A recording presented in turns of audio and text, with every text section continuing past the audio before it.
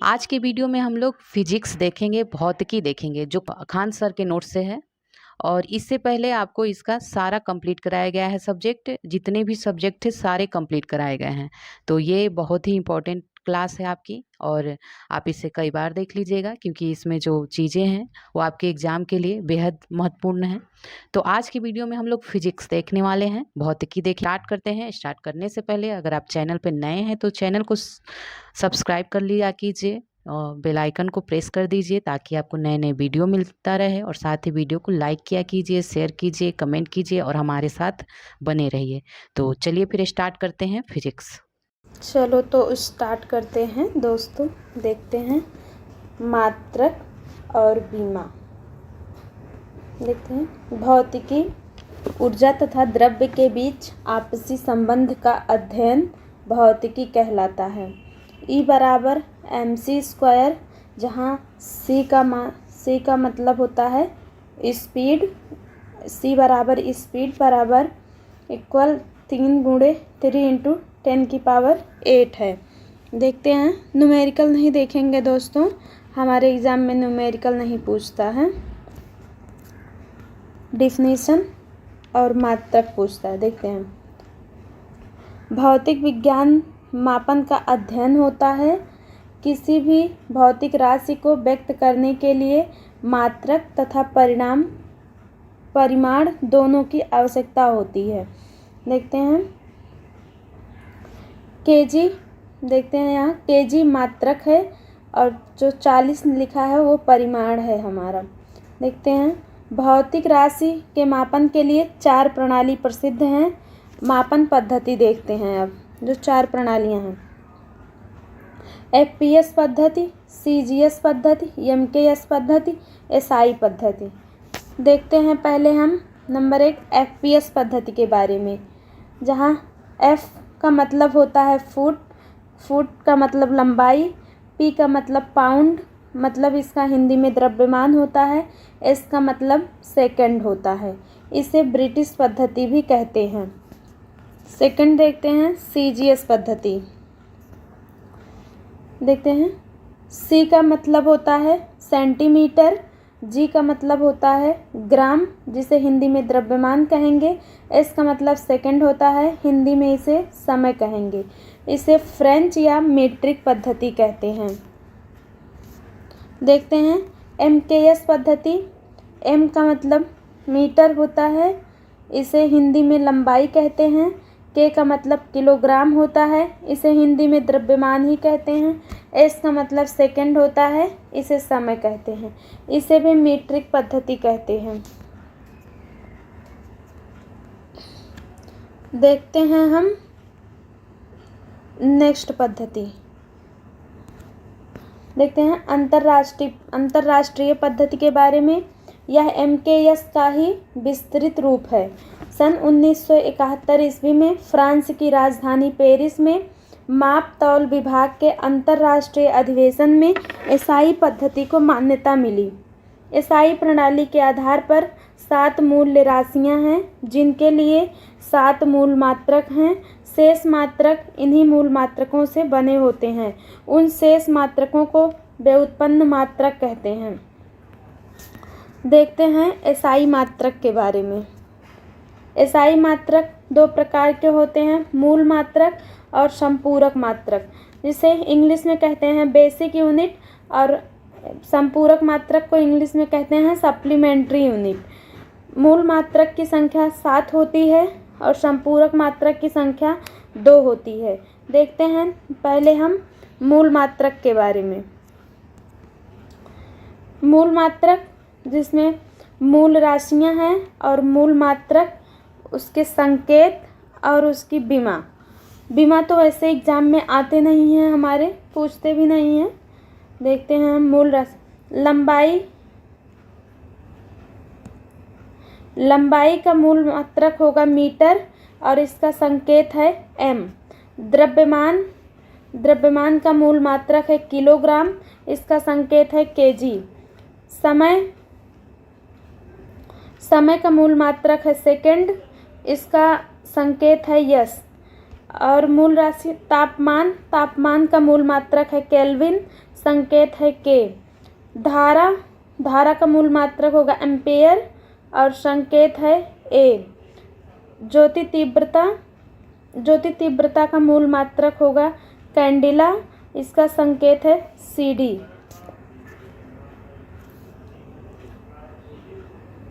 देखते हैं पदार्थ की मात्रा, इसका मूल मात्रक मोल होगा और इसका संकेत मोल होगा। देखते हैं नोट सभी प्रणाली में समय का मात्रक सेकंड S होता है। रेडियन तथा स्टेरेडियन पूरक मात्रक हैं। रेडियन को कोण में मापते हैं और स्टेरेडियन को घन में मापते हैं। देखते हैं संपूरक मात्रक के बारे में। रेडियन नाम समतल कोण, इसका मात्रक रेडियन होगा, इसे संकेत में रेड से व्यक्त करते हैं। ठोस कोण को स्टेरेडियन और संकेत में SR से। देखते हैं व्युत्पन्न मात्रक के बारे में। व्युत्पन्न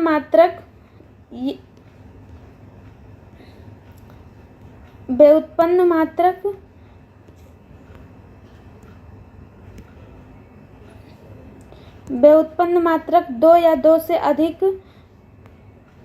अधिक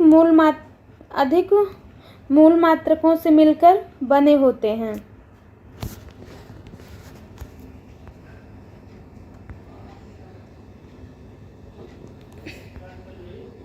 देखते हैं अब हम मूल मात्रक के बारे में। चाल का सूत्र दूरी बटे समय मात्रक मीटर पर सेकंड स्क्वायर माइनस होगा।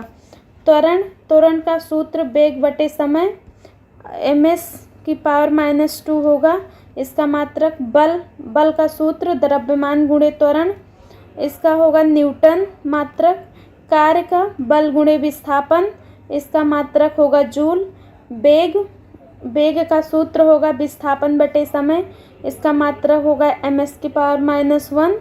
गतिज ऊर्जा, इसका सूत्र होगा 12 mv² kg मीटर स्क्वायर पर सेकंड स्क्वायर। संवेग का सूत्र होगा द्रव्यमान गुणे वेग और बल गुणे समय, इसका मात्रक न्यूटन या सेकंड होगा।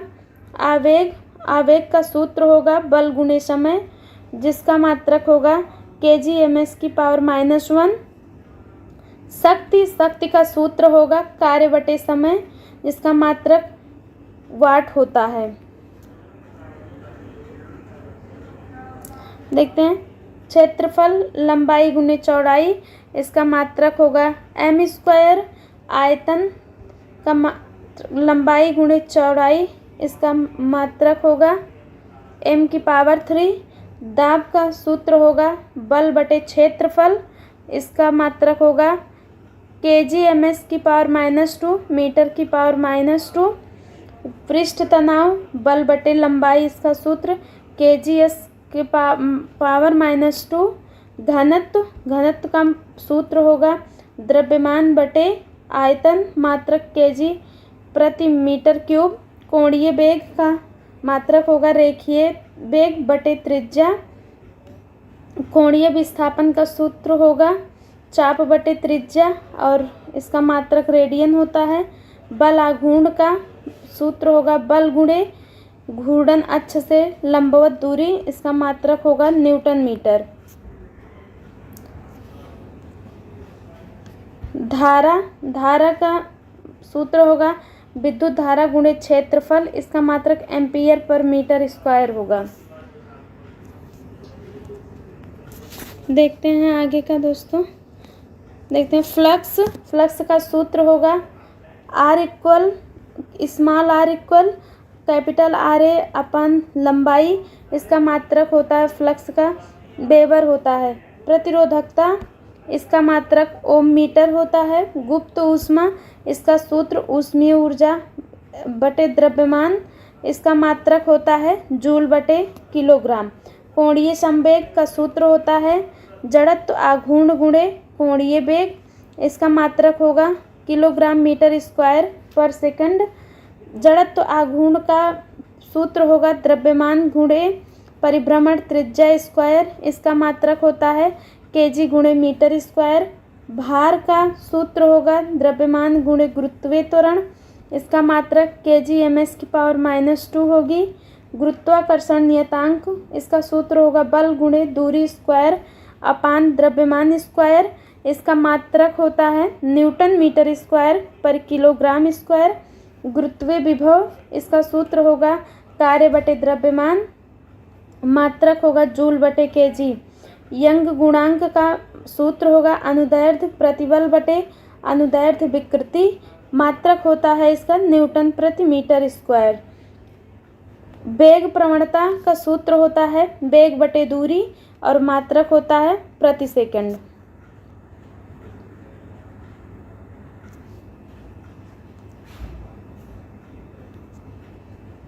श्यानता गुणांक बल बटे क्षेत्रफल गुणे वेग प्रवणता, इसका मात्रक होता है न्यूटन मीटर स्क्वायर पर सेकंड। प्लांक नियतांक, इसका सूत्र होता है ऊर्जा बटे आवृत्ति और इसका मात्रक जूल प्रति सेकंड। धारिता का होता है आवेश बटे विभवांतर, इसका मात्रक होता है फैराड। चालकता का सूत्र होता है 1/प्रतिरोध, इसका मात्रक होता है ओम इनवर्स होता है।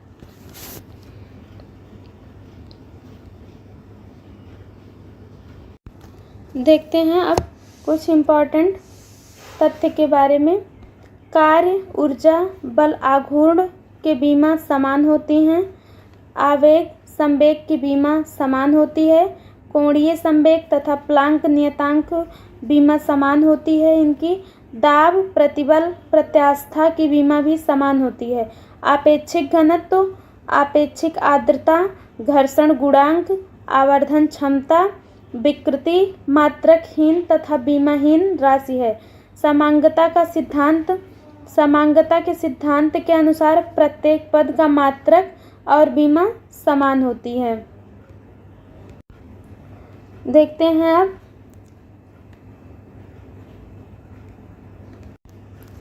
10 की विभिन्न घातों के पूर्वलग्न एवं उनके संकेत। देखते हैं उपसर्ग संकेत 10 की घात। देखते डेका का संकेत होगा DA और 10 की घात इस पे 10 पे 1 घात लगेगी। फिर देखेंगे हेक्टो का संकेत होता है स्मॉल h और इस पे घात लगेगी 10 पे 2 की घात लगेगी।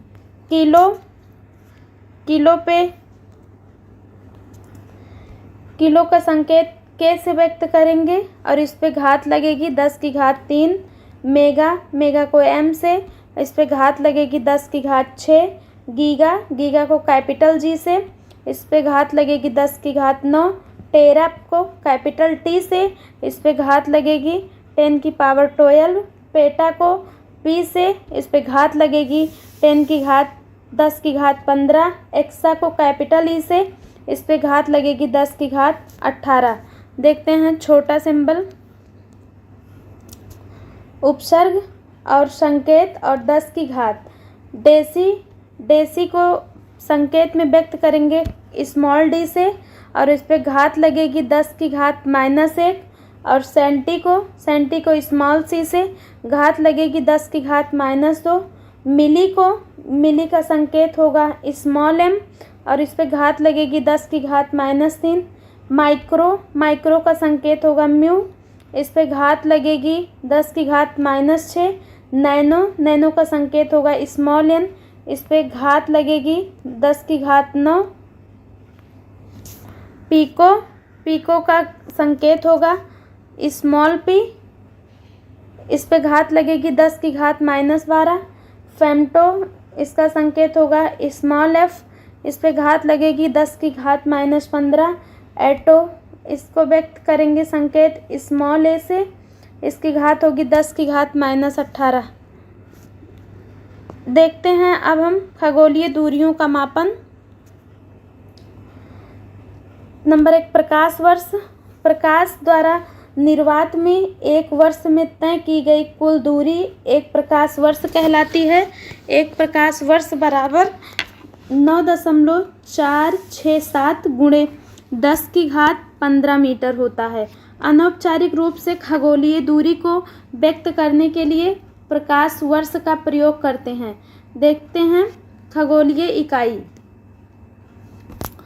दूसरा नंबर खगोलीय इकाई, यह भी दूरी का मात्रक है। पृथ्वी और सूर्य के बीच की माध्य दूरी खगोलीय इकाई कहलाती है। एक खगोलीय मात्रक बराबर 1.496 × 10⁻11 मीटर होता है। अब हम देखेंगे इसके बाद तीसरा मापन क्या है, पारसेक है। पारसेक के बारे में देखते हैं। यह दूरी मापने की सबसे बड़ी इकाई मानी जाती है। एक पारसेक बराबर 3 × 26 × 10⁻16 मीटर होता है। एक पारसेक बराबर 3.26 प्रकाश वर्ष होता है। नोट, लंबाई का सबसे बड़ा मात्रक पारसेक होता है।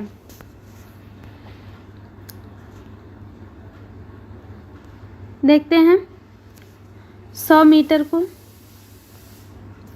100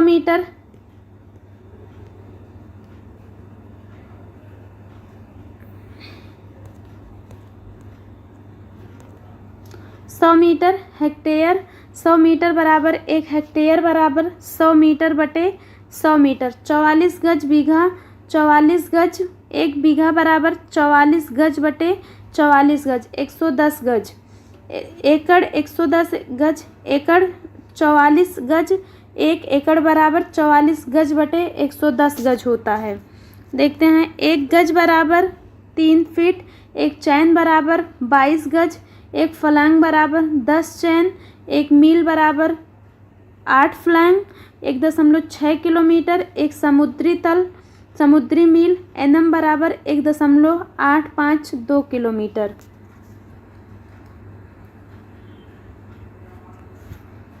एक फैदम बराबर 6 फीट होता है। देखते हैं एक फैदम बराबर 6 फीट। एक फीट बराबर 12 इंच। एक इंच बराबर 2.54 सेंटीमीटर। एक बैरल बराबर 159 लीटर। एक गैलन बराबर 3.8 लीटर। एक कैरेट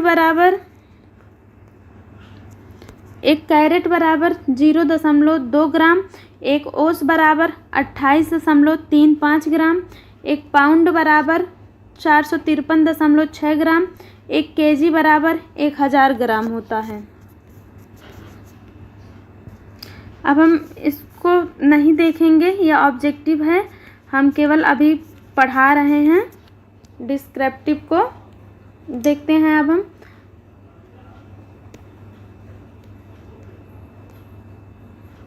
सदिश एवं अदिश राशियों के बारे में देखते हैं। अब हम अदिश राशि वैसी राशियाँ जिसमें केवल परिमाण होता है किंतु दिशा नहीं होती है, उसे अदिश राशि कहते हैं। जैसे देखते हैं द्रव्यमान, समय, दाब, ऊर्जा, क्षेत्रफल, आयतन, लंबाई, धारा इत्यादि।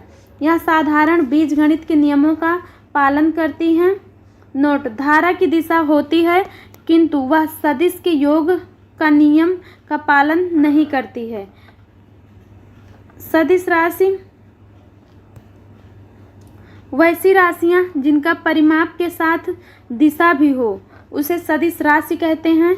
जैसे विस्थापन, वेग, त्वरण, बल, संवेग, आवेग, विद्युत क्षेत्र की तीव्रता, चुंबकीय क्षेत्र की तीव्रता, भार, ट्रिक, वा से वेग, बा से बल, वावण, विस्थापन, वेग, त्वरण, संवेग, आवेग, विद्युत ध्रुव, तीव्रता, घर्षण, आघूर्ण, गुरुत्वाकर्षण। अपवाद स्वरूप देखते हैं दाब, घनत्व, द्रव्यमान, विद्युत धारा, विभव। यह साधारण बीजगणित के नियमों का पालन नहीं करती हैं। सदिश राशियों का निरूपण देखते हैं। सदिशों को निरूपित करने के लिए किसी भी भौतिक राशि के ऊपर तीर के चिन्ह का प्रयोग किया जाता है। जहाँ तीर का माथा उसकी दिशा को बताता है, उसकी लंबाई उसके परिमाण को बताती है। सदिशों के जोड़ का नियम। सदिश राशि को जोड़ने के लिए त्रिभुज नियम या समानांतर चतुर्भुज का नियम का पालन करते हैं। समानांतर चतुर्भुज का नियम, यदि कोई दो सदिश ए एवं बी एक दूसरे को थीटा कोण पर हो तो उसके परिणामी का परिमाण होता है। न्यूमेरिकल नहीं देखेंगे दोस्तों हम लोग, क्योंकि न्यूमेरिकल आता भी नहीं आप लोगों के एग्जाम में। देखेंगे अब हम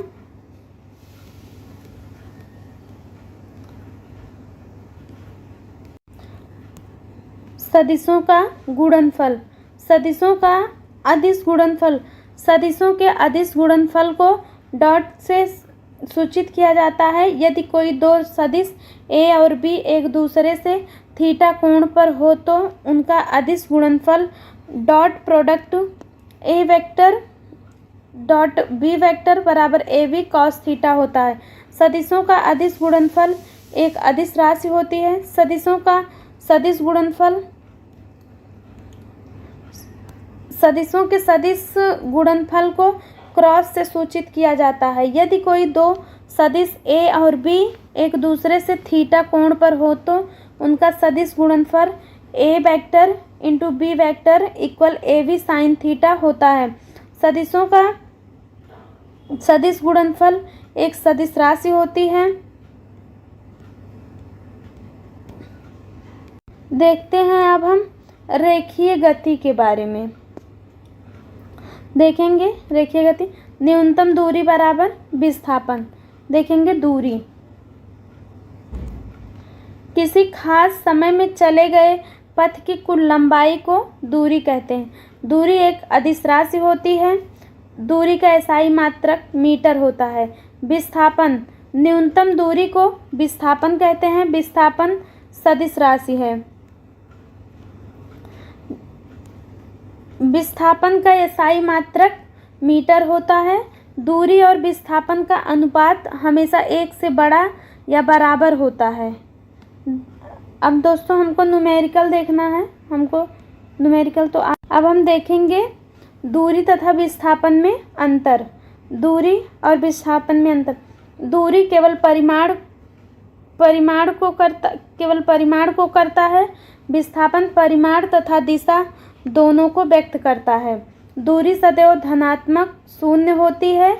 विस्थापन धनात्मक, ऋणात्मक तथा शून्य दो भी हो सकता है। दूरी या अदिश राशि है, विस्थापन सदिश राशि है। देखते हैं अब हम चाल के बारे में। स्पीड, चाल एकांक समय में तय की गई दूरी को चाल कहते हैं। चाल बराबर दूरी बटे समय। इसका एसआई मात्रक मीटर पर सेकंड होता है। यह एक अदिश राशि है। अब देखेंगे हम चाल और वेग में अंतर। देखते हैं चाल और वेग में अंतर। चाल और वेग, चाल में केवल परिमाण होता है, दिशा नहीं। यह अदिश राशि है। वेग में परिमाण के साथ साथ दिशा होती है। यह सदिश राशि है। चाल, किसी वस्तु की चाल उस वस्तु के परिमाण के बराबर या उससे भी अधिक हो सकती है। वेग उस वस्तु की चाल से अधिक नहीं हो सकता है।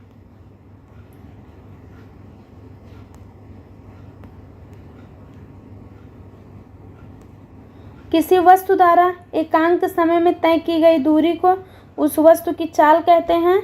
किसी वस्तु द्वारा एकांक समय में तय किए गए विस्थापन को उस वस्तु का वेग कहते हैं। देखेंगे अब हम वेग के बारे में। एकांक समय में तय किए गए विस्थापन को वेग कहते हैं। वेग बराबर विस्थापन बटे समय। इसका एसआई मात्रक मीटर प्रति सेकंड होता है। यह एक सदिश राशि है। वेग दो प्रकार के होते हैं, प्रारंभिक वेग और अंतिम वेग। प्रारंभिक वेग को व्यक्त किया जाता है u से और अंतिम वेग को v से। विराम से चलने पर u बराबर 0, रुकने पर या ब्रेक लगाने पर v बराबर 0। अब हम देखेंगे त्वरण के बारे में। वेग में परिवर्तन की दर को त्वरण कहते हैं। त्वरण बराबर वेग में परिवर्तन बटे समय। इसका सूत्र से व्यक्त करेंगे a बराबर v minus you upon T. त्वरण का एसआई मात्रक होता है ms की पावर -2। त्वरण प्लस v प्लस वी त्वरण को वेग को बढ़ाता है। त्वरण सदैव वेग में परिवर्तन लाता है। देखते हैं मंदन के बारे में। अब हम देखेंगे मंदन वैसा त्वरण जो प्रति सेकंड वेग को घटाता है उसे मंदन कहते हैं। मंदन का मान हमेशा ऋणात्मक होता है। छोटा करने के लिए छोटे से गुणा और बड़ा करने के लिए बड़ा से गुणा किया जाता है। किलोमीटर प्रति घंटे मीटर प्रति सेकंड गुणे 5/18।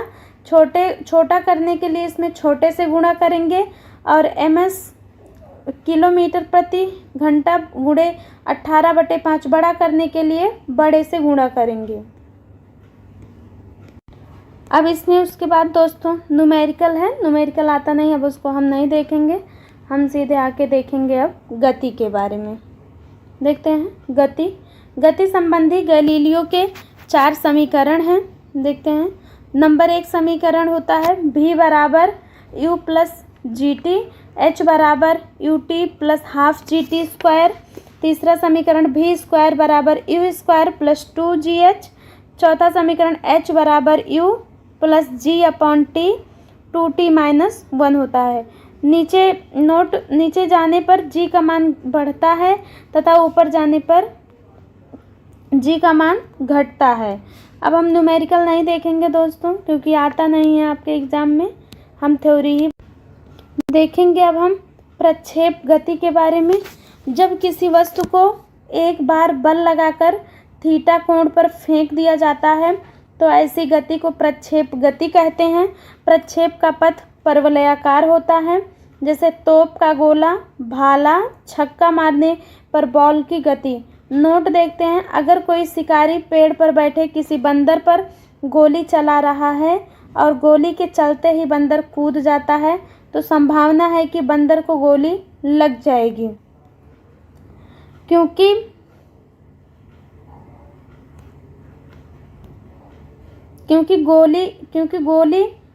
पहले गोली का पथ सरल रेखीय होगा, फिर गोली का पथ प्रक्षेप परवलयाकार हो जाएगा। देखते हैं परवलयाकार के बारे में। थीटा बराबर प्रक्षेपण कोण, स्मॉल यू बराबर प्रारंभिक वेग, स्मॉल जी बराबर गुरुत्वीय त्वरण, स्मॉल टी बराबर चढ़ान या उतारान काल, एच मैक्स बराबर महत्तम ऊंचाई, कैपिटल आर बराबर प्रास, टी बराबर उड़ान काल। देखते हैं हम प्रास के बारे में थोड़ा सा।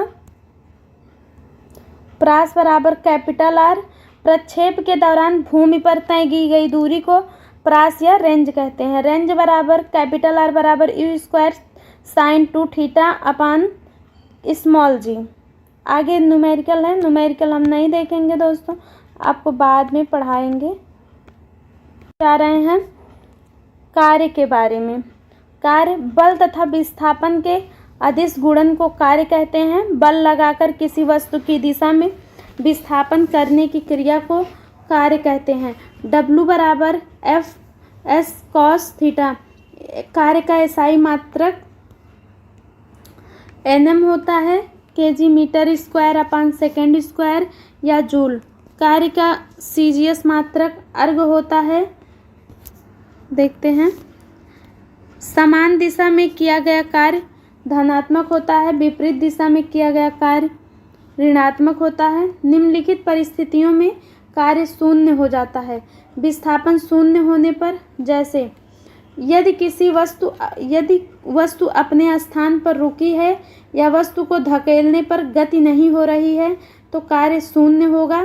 सेकंड, यदि वस्तु अपने प्रारंभिक स्थान पर लौट आए तो उसका विस्थापन शून्य हो जाएगा, जिस कारण कार्य भी शून्य हो जाएगा। जैसे वृत्तीय पथ पर ऊपर से नीचे। तीसरा, जब किसी वस्तु को 90 डिग्री के कोण पर विस्थापित किया जाए तो कार्य शून्य होगा, जैसे कुली।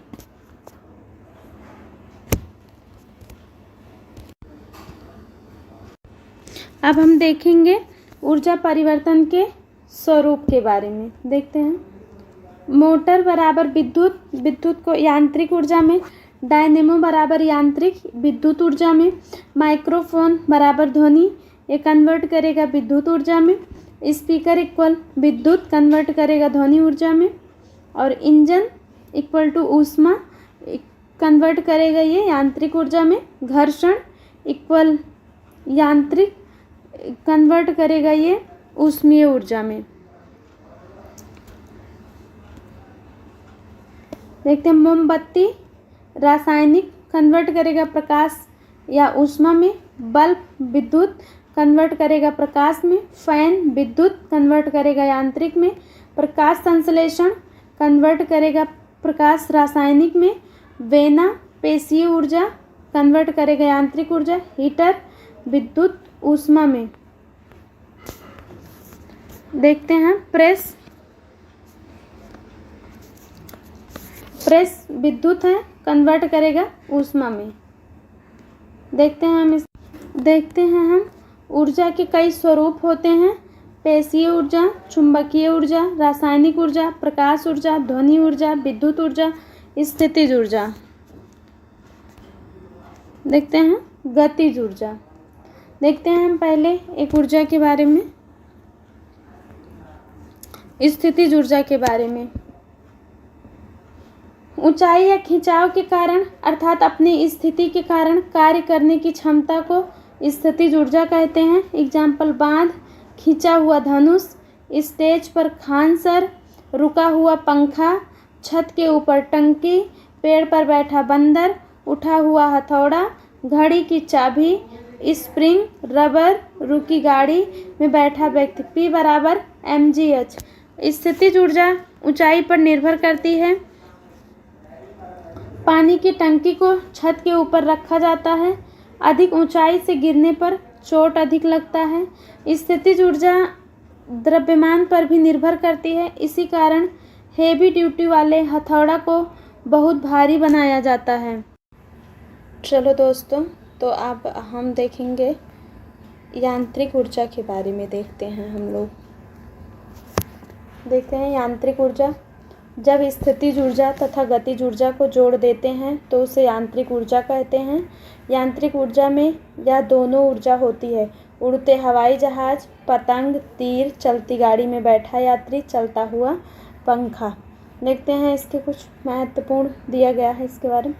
किसी वस्तु को जब नीचे गिराया जाता है तो ऊंचाई घटने के कारण उसकी स्थितिज ऊर्जा घटने लगती है, किंतु जैसे जैसे वह नीचे आएगा वेग बढ़ने के कारण उसकी गतिज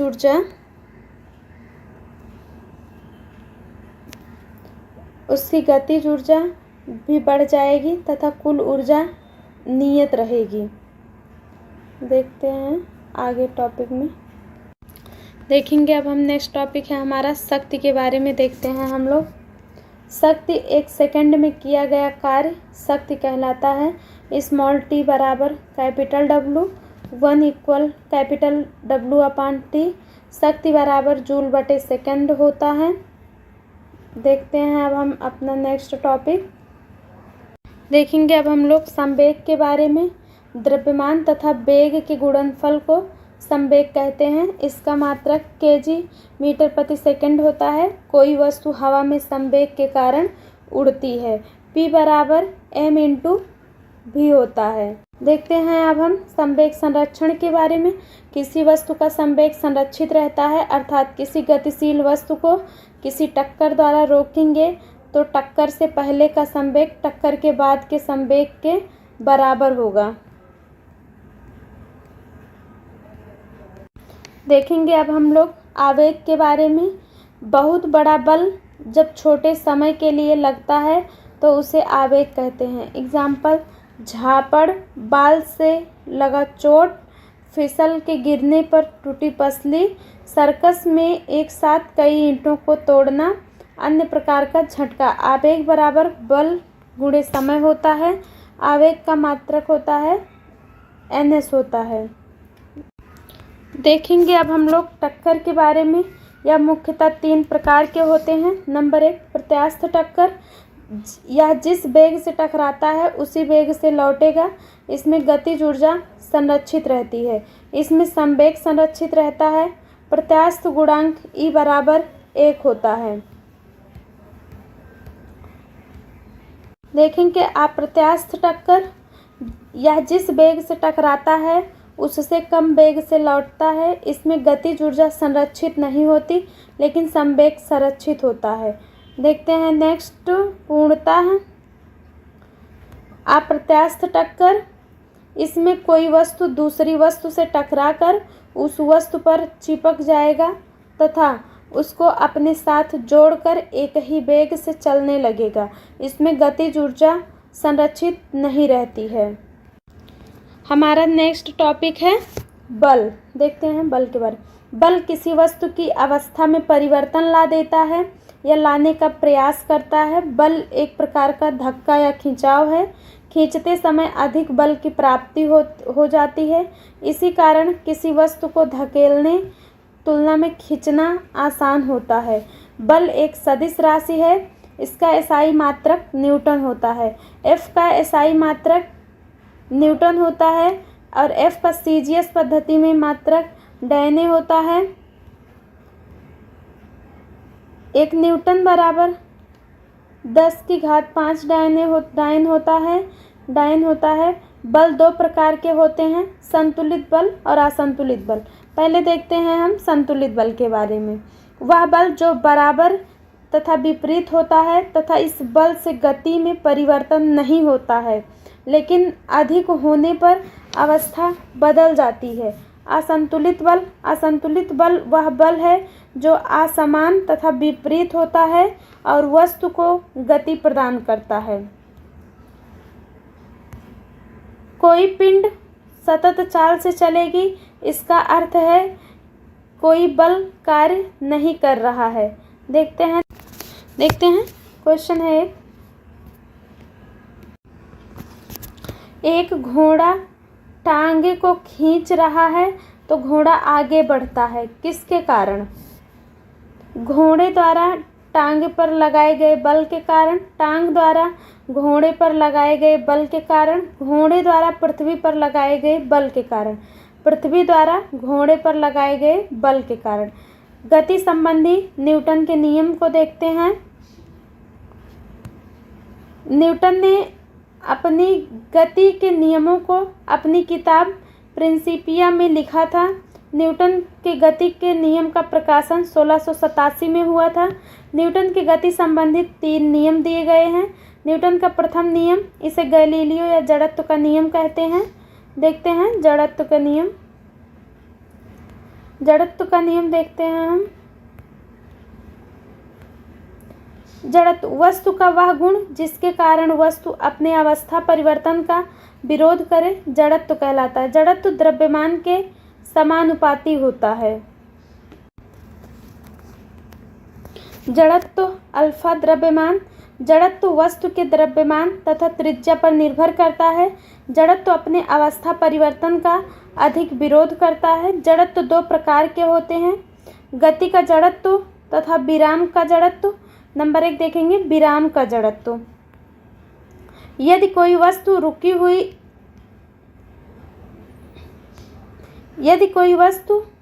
हुई है तो रुकी हुई ही रहेगी जब तक कि उस पर बाह्य बल न लगाया जाए। जैसे दरी, कपड़ा तथा कंबल झाड़ने पर धूल कण का गिरना। अचानक गाड़ी को चलाने पर यात्री का पीछे की ओर झुक जाना, कांच में पत्थर मारने से फूट जाना तथा गोली मारने से छेद का होना।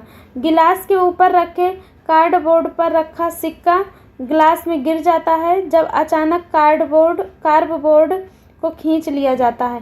पेड़ हिलाने पर फल को नीचे गिरने में। गति का जड़त्व देखते हैं। कोई वस्तु गतिशील है तो गतिशील ही रहेगी जब तक उसे रोकने के लिए कोई बल न लगाया जाए। अचानक गाड़ी से रुकने से यात्री आगे की ओर झुक जाता है। तेजी से दौड़ता हुआ धावक अचानक रुकता है तो गिर जाता है। लंबी कूद से पहले एथलीट कुछ दूरी दौड़ता है। नोट देखते हैं। न्यूटन के प्रथम नियम में हमें बल की परिभाषा मिलती है। न्यूटन का द्वितीय नियम, इस नियम द्वारा बल का समीकरण प्राप्त होता है। इसके अनुसार संवेग परिवर्तन का दर बल के समानुपाती होता है। बल समानुपाती संवेग परिवर्तन बटे समय।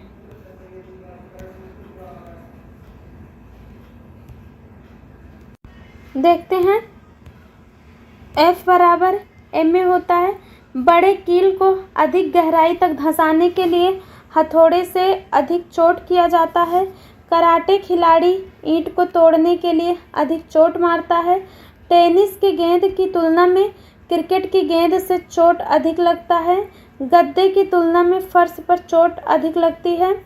ऊंची या लंबी कूद में जमीन को खोदकर हल्का कर दिया जाता है ताकि चोट कम लगे। न्यूटन के दूसरे नियम से हमें बल का सूत्र प्राप्त होता है। न्यूटन का तीसरा नियम देखते हैं। इससे बल की प्रकृति क्रिया प्रतिक्रिया भी कहते हैं। इसके अनुसार बल की बराबर तथा विपरीत दिशा में प्रतिक्रिया लगता है। न्यूटन के तीसरे नियम से दो बातें स्पष्ट होती हैं। नंबर 1, बल हमेशा जोड़े में होगा, यह कभी अकेले नहीं होता है। क्रिया और प्रतिक्रिया दोनों अलग अलग वस्तु पर लगने वाला बल है। नंबर 1 एग्जाम्पल देखते हैं। नाव से उतरने पर नाव पीछे चली जाती है। बंदूक से गोली चलाने पर झटका देता है। रॉकेट नीचे की ओर बल लगाता है जिस कारण वह ऊपर जाता है।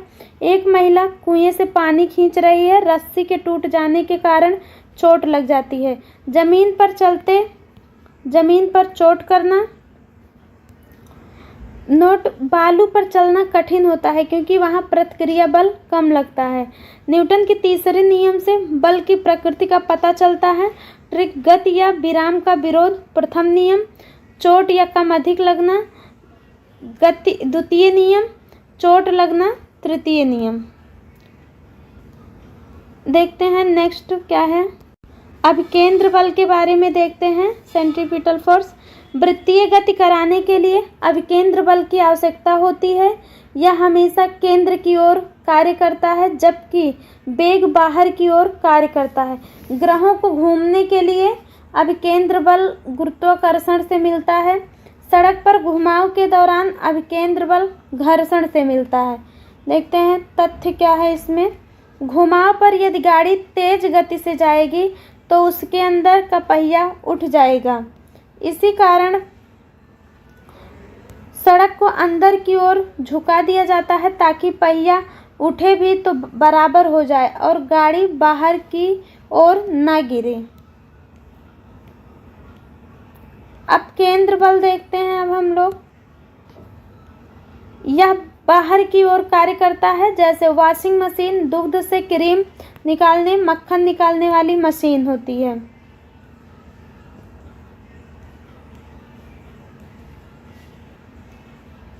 देखते हैं अब हम लोग घर्षण के बारे में।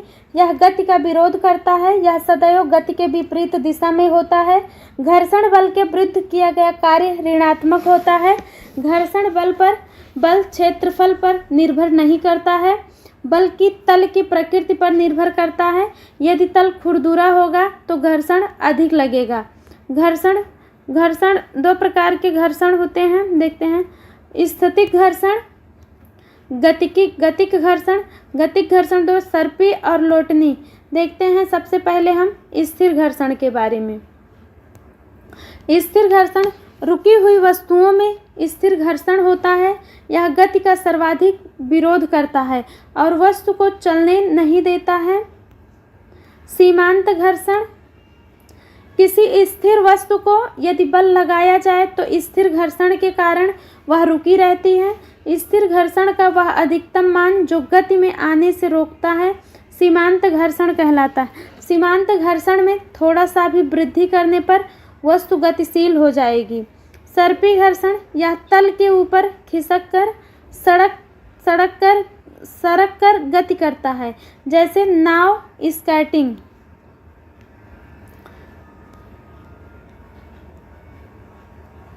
देखते हैं अब हम लोटनी घर्षण के बारे में। लोटनी घर्षण किसी वस्तु में पहिया लगाकर डगरा देना लोटनी घर्षण कहलाता है। यह सबसे कमजोर होता है, अर्थात गति का विरोध सबसे कम करता है, जिस कारण इससे गति ज़्यादा होती है। सर्पी घर्षण को लोटनी घर्षण में बदलने के लिए बेयरिंग घिरनी का प्रयोग करते हैं। स्थितिक सर्पी या लोटनी घर्षण का कम करने की विधियां तल को चिकना करके, बढ़ई द्वारा रंदा मारना, विशेष आकार देकर। देखते हैं खींचने से और एक लटकने से। सर्पी घर्षण को लोटनी घर्षण में बदलकर बेयरिंग घिरनी स्नेहक या डालकर ठोस स्नेहक, ग्रेफाइट चूर्ण पाउडर, द्रव स्नेहक, मोबिल ग्रीस, तेल, थूक। घर्षण गुणांक देखते हैं अब हम। इसके द्वारा किसी वस्तु पर लगने वाले घर्षण की गणना की जाती है।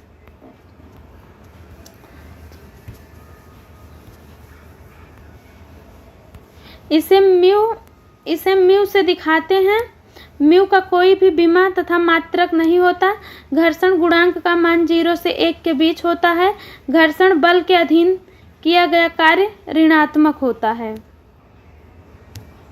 नेक्स्ट टॉपिक है उत्तोलक। हम देखेंगे उत्तोलक। साधारण मशीन वह मशीन साधारण मशीन कहलाती है जो बिना चुंबकीय और विद्युतीय शक्ति से चले। साधारण मशीन में शारीरिक शक्ति लगाना होता है, जैसे उत्तोलक आलंब भार आयास बल से बना एक साधारण मशीन है जो हमारे कार्यों को आसान बना देती है। आलंब देखते हैं। मशीन जिस स्थान से घूमती है उसे आलंब या फलक्रम कहते हैं। देखते हैं भार। मशीन जिस वस्तु को उठा रहा होता है उस वस्तु को भार कहते हैं। आयास जिस स्थान से बल लगाया जाता है उसे आयास कहते हैं। उत्तोलक के प्रकार। उत्तोलक 3 प्रकार के होते हैं। उत्तोलक आर्किमिडीज के सिद्धांत पे कार्य करता है। प्रथम श्रेणी का उत्तोलक, इसमें आलंब बीच में रहता है।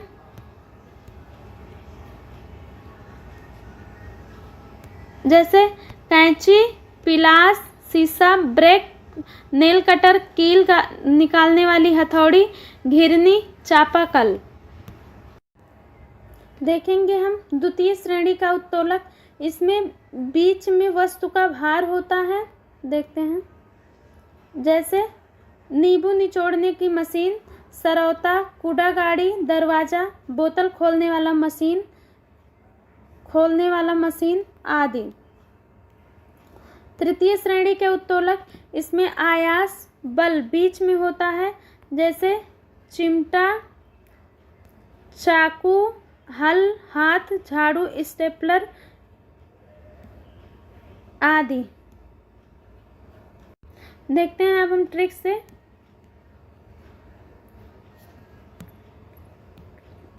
F प्रथम श्रेणी का उत्तोलक, L द्वितीय श्रेणी का उत्तोलक, E तृतीय श्रेणी का उत्तोलक। बीच में आयास भुजा। देखते हैं, आलंब से आयास के बीच की दूरी आयास भुजा कहलाती है। भार भुजा के बारे में देखते हैं। आलंब से भार के बीच की दूरी भार भुजा कहलाती है। भार गुणे भार भुजा बराबर आयास गुणे आयास भुजा होती है।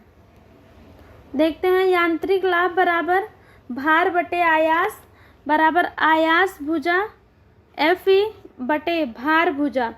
नोट, जब यांत्रिक लाभ अधिक होगा तब मशीन सरलता से काम करेगी।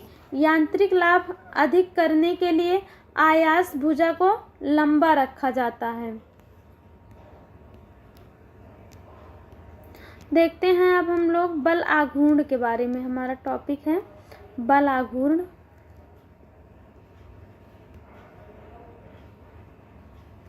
देखते हैं, बल आघूर्ण, बल तथा बल आघूर्ण के भुजा के गुणनफल को बल आघूर्ण कहा जाता है। यह सदिश राशि है। इसका मात्रक न्यूटन मीटर होता है। इसका प्रयोग कम बल लगाकर किसी वस्तु को घुमाने के लिए करते हैं, जैसे दरवाजा, बेना, कोल्हू। बल आघूर्ण अधिक करने के लिए ही दरवाजा का कब्जा दूरी पर लगाया जाता है। बल आघूर्ण बराबर टाउ बराबर F गुणे S होता है। देखेंगे हम बल युग्म। जब किसी आघूर्ण भुजा के दोनों ओर बल लगाया जाए तो उसे बल युग्म कहते हैं। बल युग्म बराबर F गुणे S, जैसे साइकिल का हैंडल, पावर डील, वर्मा आदि बल युग्म पर आधारित है। द्रव्यमान केंद्र या गुरुत्व केंद्र वह बिंदु जहां वस्तु का समस्त भार कार्य करता है, द्रव्यमान केंद्र कहलाता है। द्रव्यमान केंद्र के बीच में तथा नीचे किनारे होना चाहिए। इसी कारण पिसा का झुकी मीनार गिरती नहीं। पहाड़ पर चढ़ता व्यक्ति आगे की ओर झुक जाता है। बस के ऊपर किसी व्यक्ति को खड़ा होने नहीं दिया जाता है। भारी सामान लिया व्यक्ति अपना हाथ दूसरी ओर खोल देता है। किसी भी मीनार को ऊपर की ओर पतला कर दिया जाता है। ट्रेन में पहले निचला बर्थ भरा जाता है। कोणीय संवेग देखते हैं। किसी वस्तु को घुमाने के लिए कोणीय संवेग की आवश्यकता होती है। कोणीय संवेग बराबर L बराबर mvr होता है। कोणीय संवेग तथा प्लांक नियतांक का बीमा समान होता है। बाह्य बल आघूर्ण की अनुपस्थिति में कोणीय संवेग संरक्षित रहता है। तृतीय अर्थात त्रिज्या घटाने पर वेग बढ़ जाएगा। एग्जाम्पल, ग्रह जब सूर्य के करीब आते हैं तब त्रिज्या घटने से वेग बढ़ जाता है। रस्सी में जब पत्थर बांधकर घुमाया जाता है और अचानक रस्सी को अंगुलियों पर लपेट लेने पर वेग बढ़ जाता है। हाथ फैलाकर घुमा व्यक्ति यदि हाथ सिकोड़ेगा तो वेग बढ़ जाएगा। जैसे शक्तिमान छलांग लगाते समय व्यक्ति शरीर को सिकोड़ लेता है।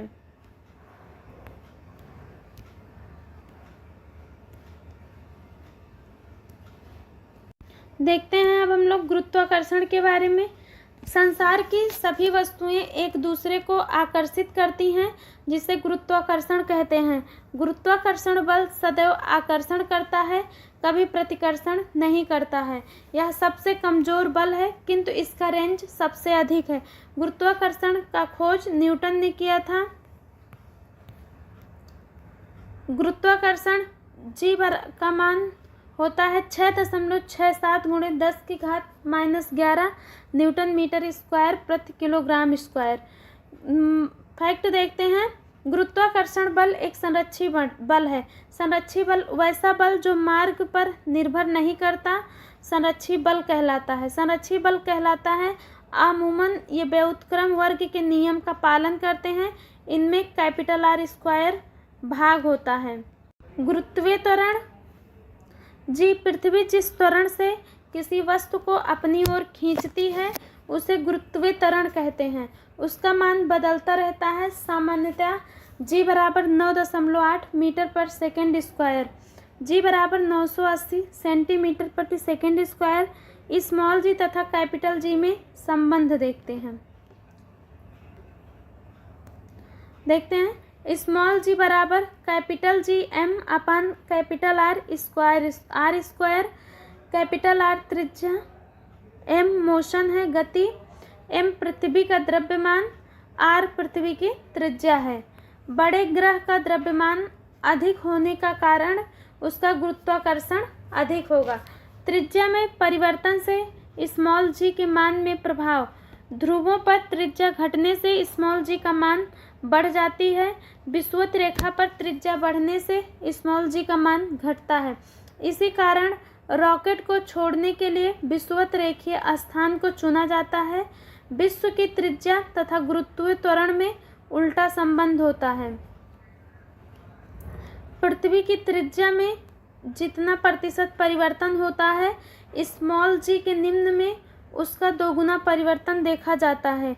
यह नियम 5% तक ही लागू होता है। घूर्णन गति पर स्मॉल जी का पर प्रभाव। ध्रुवों पर के मान पर घूर्णन गति का प्रभाव नहीं पड़ता। पृथ्वी तेज घूमे या धीमी, ध्रुवों पर स्मॉल जी का मान एक समान रहता है। विषुवत रेखा पर स्मॉल जी के मान पर घूर्णन का उल्टा प्रभाव देखा जाता है। यदि पृथ्वी का घूर्णन धीमा हो जाए तो विषुवत रेखा पर स्मॉल जी का मान बढ़ जाएगा। यदि पृथ्वी का घूर्णन तेज हो जाए तो विषुवत रेखा पर स्मॉल जी का मान घट जाएगा। यदि पृथ्वी 17 गुना तेज घूमने लगे तो विषुवत रेखा पर स्मॉल जी का मान 0 हो जाएगा और वस्तुएं हवा में तैरने लगेंगी।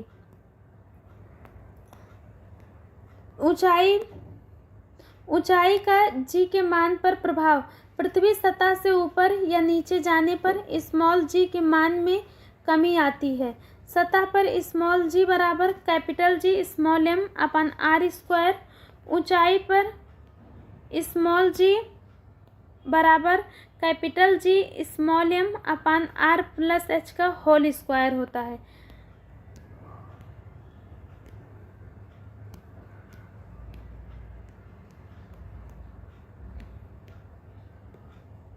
देखते हैं हम इम्पॉर्टेंट फैक्ट तथ्य।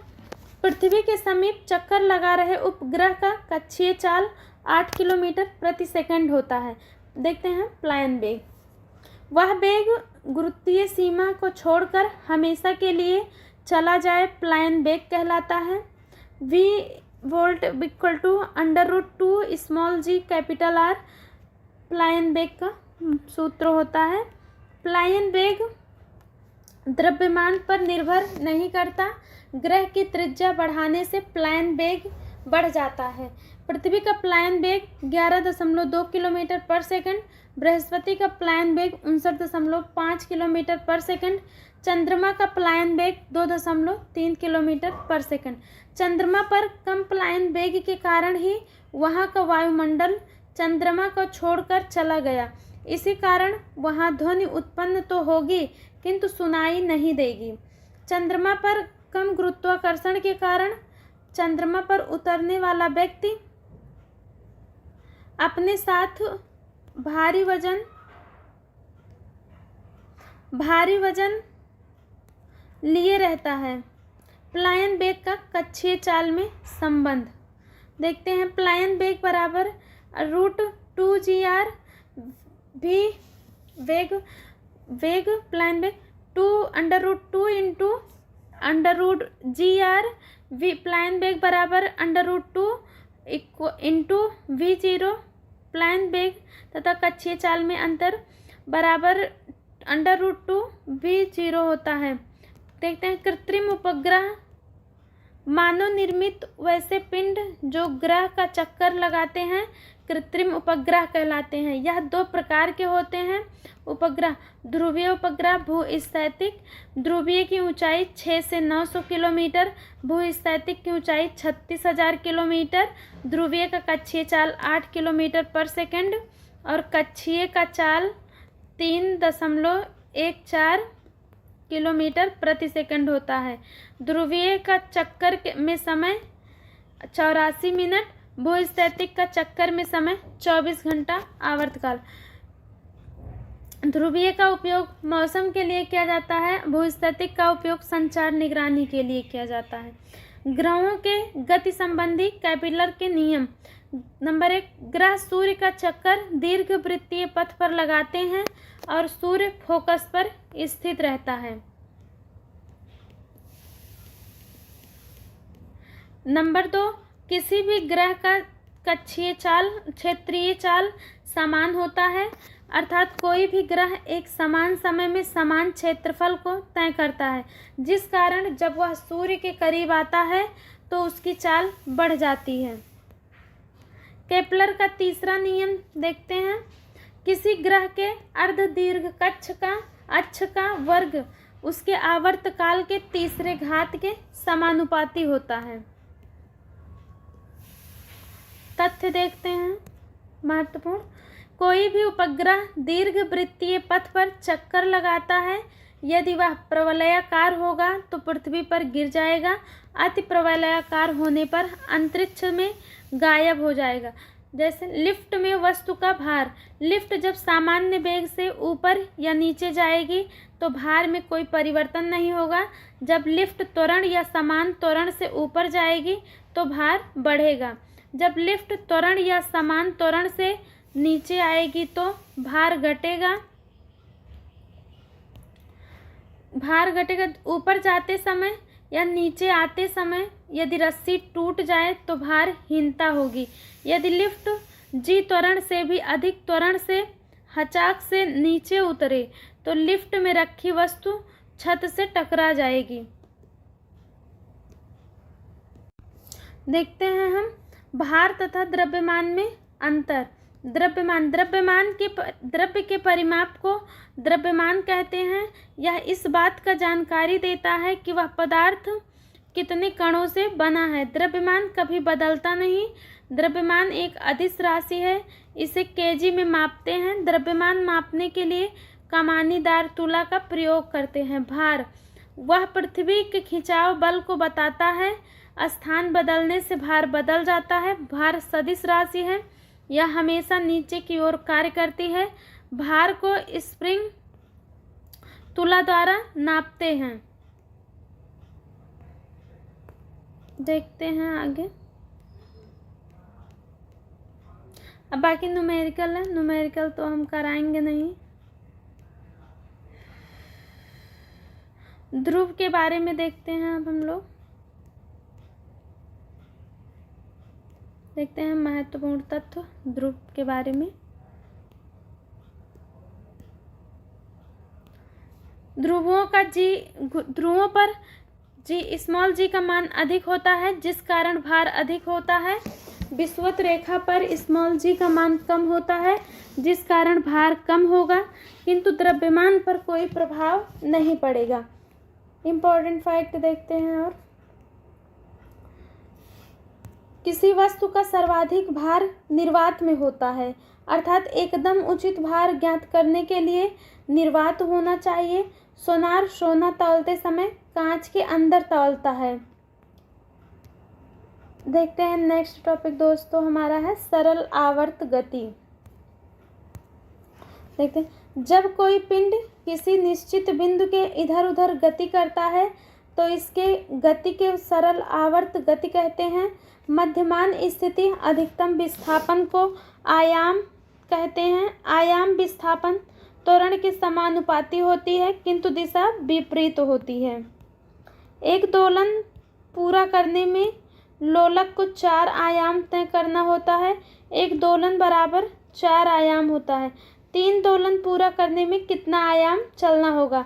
3 गुणे 4 एक आयाम, 4 एक दोलन 4 बराबर 4 आयाम के होता है, तो 12 आयाम। देखते हैं आवर्तकाल के बारे में दोस्तों। आवर्तकाल एक दोलन पूरा करने में लगाया गया समय आवर्तकाल कहलाता है। आवर्तकाल समय को बताता है। यदि आवर्तकाल बढ़ेगा तो समय बढ़ेगा और वस्तु सुस्त हो जाएगी, किंतु आवर्तकाल घटेगा तो समय घटेगा और वस्तु तेज हो जाएगी। आवर्तकाल को टी से व्यक्त करते हैं। टी बराबर 2 pi under root small L अपन स्मॉल जी इसका सूत्र होता है। देखते हैं आयाम तथा द्रव्यमान पर आवर्तकाल टी निर्भर नहीं करता, अर्थात आयाम तथा या द्रव्यमान बढ़ाने पर आवर्तकाल पर कोई प्रभाव नहीं पड़ता। आवर्तकाल टी तथा लंबाई रूट एल में खींचा गया ग्राफ परवलयाकार प्राप्त होगा। लंबाई पर आवर्तकाल का प्रभाव। लंबाई और आवर्तकाल समानुपाती होता है। लंबाई को जितना गुणा किया जाएगा आवर्तकाल उसका वर्गमूल हो जाएगा।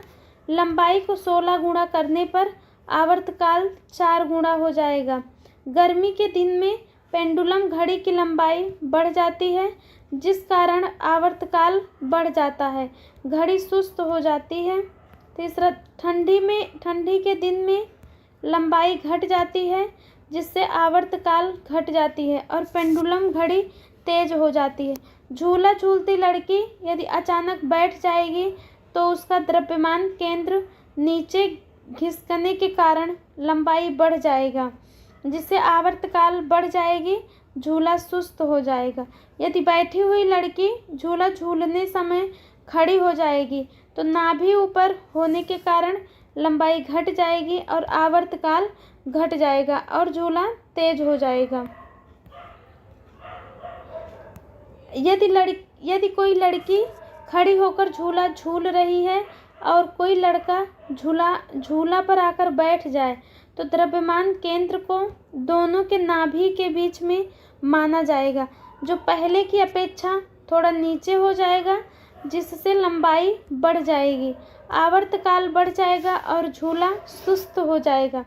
यदि किसी घड़ा में लबालब पानी भरा हो, वह एसएचएम कर रहा हो और घड़े का पानी में सुराग हो जाए तो आवर्तकाल प्रारंभ में बढ़ेगा, उसके बाद स्थिर हो जाएगा।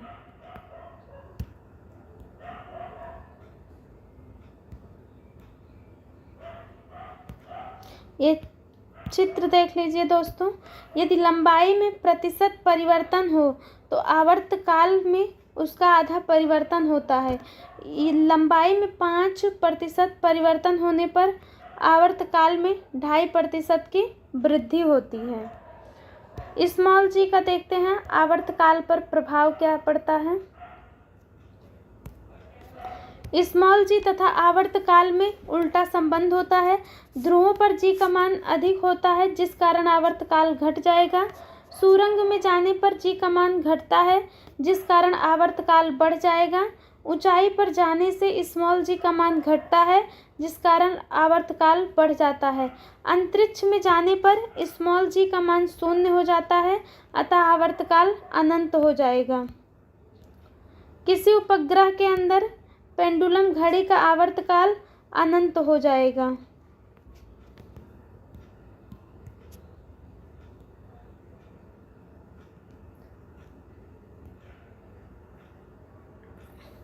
देखते हैं एसएचएम के विभिन्न बिंदुओं पर भौतिक राशियां।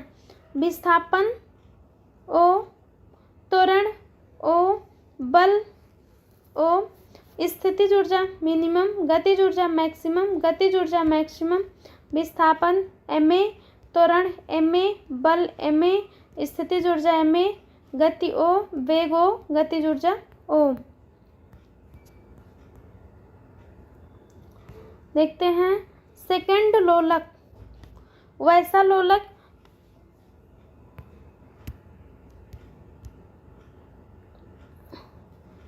लोलक जिसका आवर्तकाल 2 सेकंड हो, सेकंड लोलक कहलाता है।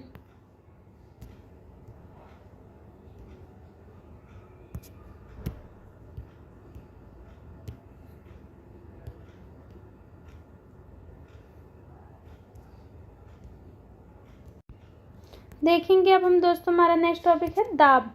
किसी वस्तु द्वारा किसी दूसरी वस्तु पर लंबवत लगाया गया बल दाब कहलाता है, अर्थात इकाई क्षेत्रफल पर लगने वाले अभिलंब बल को दाब कहा जाता है। दाब कई प्रकार के होते हैं, जैसे एक बार एग्जांपल देखिए पहले। ठोस का दाब, वायुमंडलीय दाब, द्रव का दाब, बुलबुले का दाब। नंबर 1 देखते हैं हम, ठोस का दाब। दाब बराबर बल बटे क्षेत्रफल। क्षेत्र पर घटाने से दाब बढ़ जाता है, इसी कारण चाकू तथा किल को नुकीला बनाया जाता है। मानो जब एक पैर पर खड़ा होता है तो क्षेत्रफल घटने के कारण वह सर्वाधिक दाब लगाता है। क्षेत्रफल बढ़ाने से दाब घट जाता है, इसी कारण भारी वाहनों का टायर मोटा बनाया जाता है।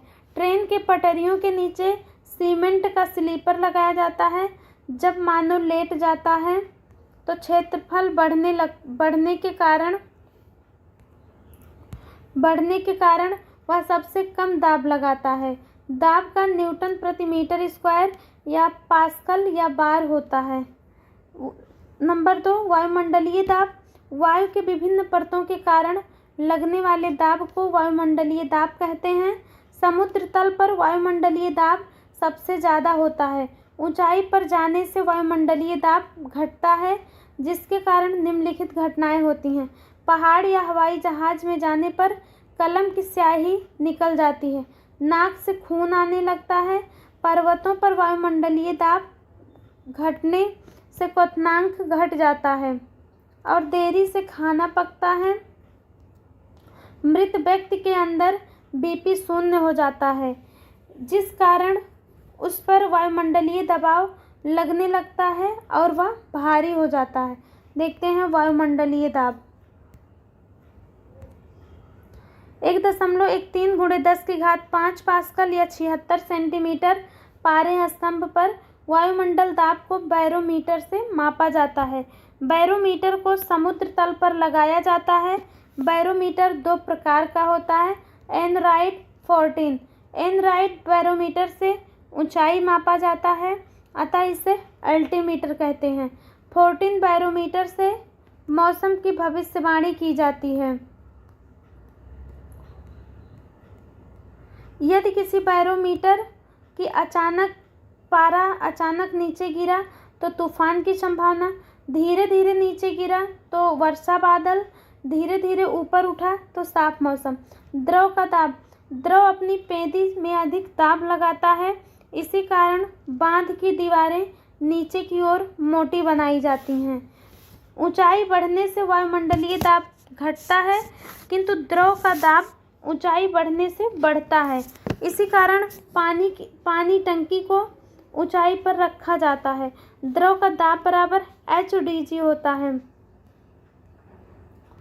बुलबुले का दाब देखते हैं अब हम। बुलबुले के अंदर का दाब बाहर के जल के दाब से अधिक होता है। छोटे बुलबुले का दाब कम होता है, इसीलिए वह नीचे सटा होता है। बड़े बुलबुले का दाब अधिक होता है। बड़ा बुलबुला जल्दी सतह पर आ जाता है। जब बुलबुला ऊपर आता है तो दाब घटने के कारण बुलबुले का आकार बड़ा होने लगता है। गुब्बारे का दाब। गुब्बारे के अंदर दाब बाहर के वायुमंडलीय दाब से अधिक होता है, इसी कारण ऊंचाई पर जाने से वायुमंडलीय दाब घटता है और गुब्बारा फटता है। पाइप के अंदर का दाब देखते हैं। पाइप में दाब क्षेत्रफल के व्युत्क्रमानुपाती होता है, अर्थात पाइप को दबाकर जब छोटा किया जाएगा तो दाब बढ़ जाने से द्रव तेजी से निकलेगा।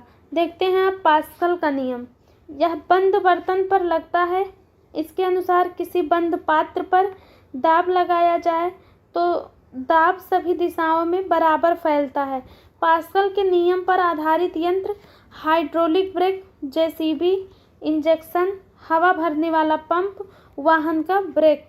श्यानता देखते हैं अब श्यानता के बारे में। द्रव तथा गैस के अणुओं की सतह के बीच की गति का विरोध करने वाले बल को श्यानता कहते हैं। श्यानता के कारण ही द्रव ज़्यादा दूर तक नहीं बह पाता। श्यानता का गुण केवल द्रव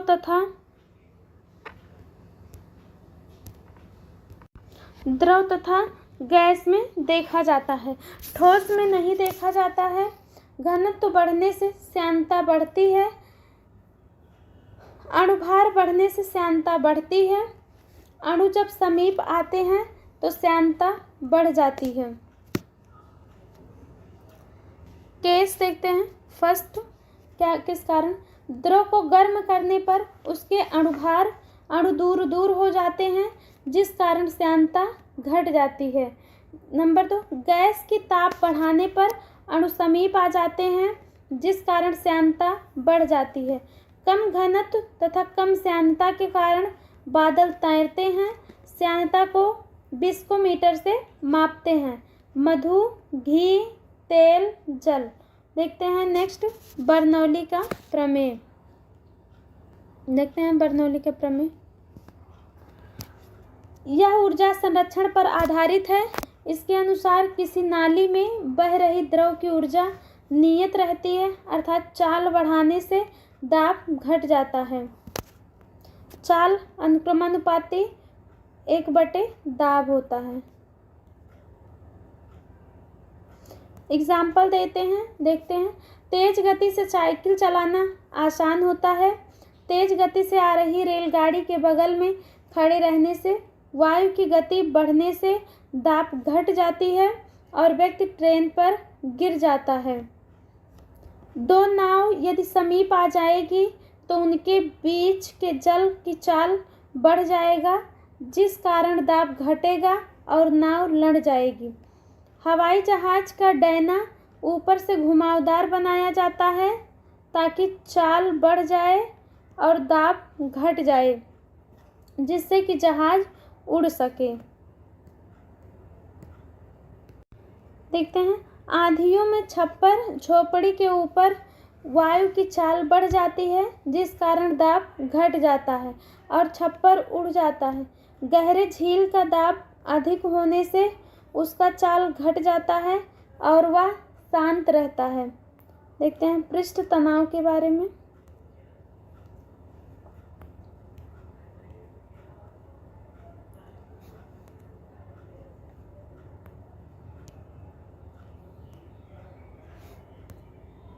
यह द्रव का एक विशेष गुण है। पृष्ठ तनाव बराबर बल बटे लंबाई बराबर न्यूटन बटे मीटर। पृष्ठ तनाव क्षेत्रफल को कम कर देता है, इसी कारण द्रव की बूंदें गोल हो जाती हैं। पृष्ठ तनाव अधिक होने पर क्षेत्रफल को घटा देता है और द्रव गाढ़ा हो जाता है। तापमान तथा पृष्ठ तनाव में उल्टा संबंध होता है। तापमान घटाने से पृष्ठ तनाव घट जाता है और द्रव सिकुड़कर गाढ़ा हो जाता है। ठंडा दूध या खीर गाढ़ा होता है। नंबर 2, परफ्यूम की बूंदें छोटी होने के कारण उसका पृष्ठ तनाव अधिक होता है और तापमान कम हो जाता है। द्रव पर मच्छर, ब्लेड, सुई तैर जाती हैं। तापमान बढ़ाने पर पृष्ठ तनाव घट जाता है और द्रव की सतह पतली हो जाती है। गर्म पानी से कपड़ा जल्दी साफ होता है। गर्म खाना स्वादिष्ट लगता है। वेल्डिंग करने से धातु सट जाती है। पिघला हुआ मोमबत्ती फैल जाता है। घुलनशील अशुद्धि मिलाने पर पृष्ठ तनाव घट जाता है। एग्जाम्पल, डिटर्जेंट से कपड़ा जल्दी साफ होता है। पानी में मिट्टी तेल मिलाने पर मच्छर उस पर नहीं बैठ पाता है। पृष्ठ तनाव के कारण ही सहसंजक बल उत्पन्न होता है। सहसंजक बल के बारे में देखते हैं। समान अणुओं के बीच लगने वाले बल को सहसंजक बल कहते हैं। द्रव के बूंदें सहसंजक बल के कारण एक दूसरे को पकड़ी रहती हैं। असंजक बल के बारे में देखते हैं दोस्तों।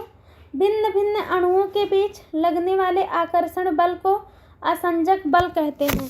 असंजक बल कम होगा तो वस्तु मजबूती से नहीं चिपकेगी।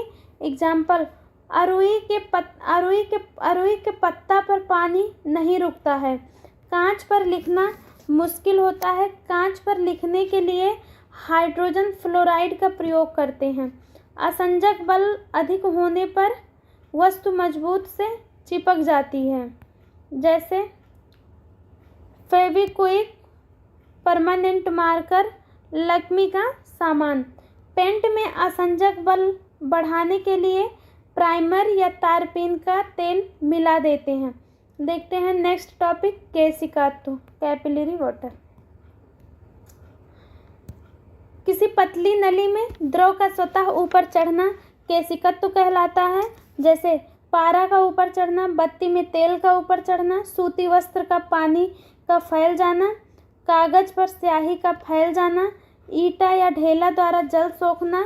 वर्षा के बाद किसान अपना खेत जोत देता है क्योंकि केशिकत्व टूट जाए और पानी ऊपर ना आए। जड़ द्वारा पानी सोखने में केशिकत्व के साथ साथ जाइलम भी मदद करता है, अर्थात जड़ द्वारा पानी सोखने का एकमात्र कारण केशिकत्व नहीं होता है, जाइलम भी इसकी मदद करता है। केश नली में द्रव की ऊंचाई H बराबर 2t cos theta upon r dg, जहाँ कैपिटल T पृष्ठ तनाव, r त्रिज्या, d घनत्व है, डेंसिटी, थीटा नवचंद्रक कोण है। पृष्ठ तनाव बढ़ने से ऊंचाई बढ़ जाती है, त्रिज्या कम होने पर ऊंचाई बढ़ जाती है, घनत्व घटने से ऊंचाई बढ़ जाती है। यदि स्मॉल g का मान 0 होगा तो द्रव अनंत ऊंचाई तक पहुंच जाएगा। दोस्तों नवचंद्रक टॉपिक है। द्रव तथा केशिका नली के बीच के कोण को नवचंद्रक कहते हैं। जल का नवचंद्रक अवतल होता है, जबकि पारा का नवचंद्रक उत्तल होता है। पारा सतह से नीचे ही रह जाता है, जबकि जल सतह के ऊपर चला जाता है। देखते हैं चित्र के माध्यम से। देखिए यहाँ जल ऊपर जा रहा है ग्लास में और पारा नीचे ही है अपने स्थान पर। देखते हैं प्रमुख नवचंद्रक कोण कांच प्लस पारा बराबर -135 डिग्री, कांच प्लस साधारण जल बराबर -8 डिग्री, कांच प्लस शुद्ध जल बराबर 0 डिग्री। जब कोण 0 हो तब वस्तु नहीं भीगेगी। वस्तु को भीगने के लिए कोण 0 से अधिक होना चाहिए। जब कोण होगा 90 डिग्री, केशिका नली में द्रव सतह से भी ऊपर उठ जाएगा। जब कोण होगा 90 डिग्री से अधिक, तो केशिका नली में द्रव सतह से नीचे रह जाएगा। देखते हैं नेक्स्ट आर्किमिडीज का सिद्धांत। देखते हैं किसी डूबी हुई वस्तु के भार में कमी उस वस्तु द्वारा बाहर निकाले गए द्रव के भार के बराबर होता है। किसी वस्तु का तैरने के लिए अपने भार से अधिक द्रव बाहर निकालना होता है। केस फर्स्ट दोस्तों, भार जब ज़्यादा होगा जल तो डूब जाएगी और भार बराबर होगा जल तैरेगी, और जब भार कम होगा जल निकल कर तैरेगी।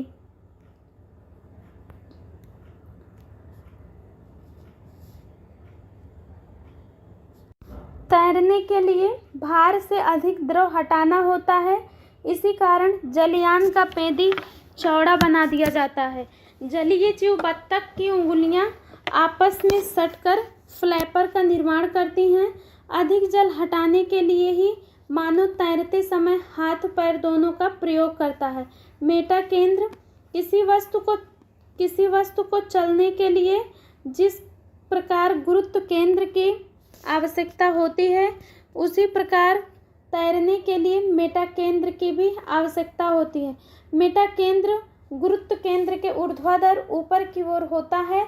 जल में संतुलन बनाए रखने के लिए मेटा केंद्र को ऊपर रखना जरूरी होता है। अब हम देखेंगे दोस्तों घनत्व के बारे में।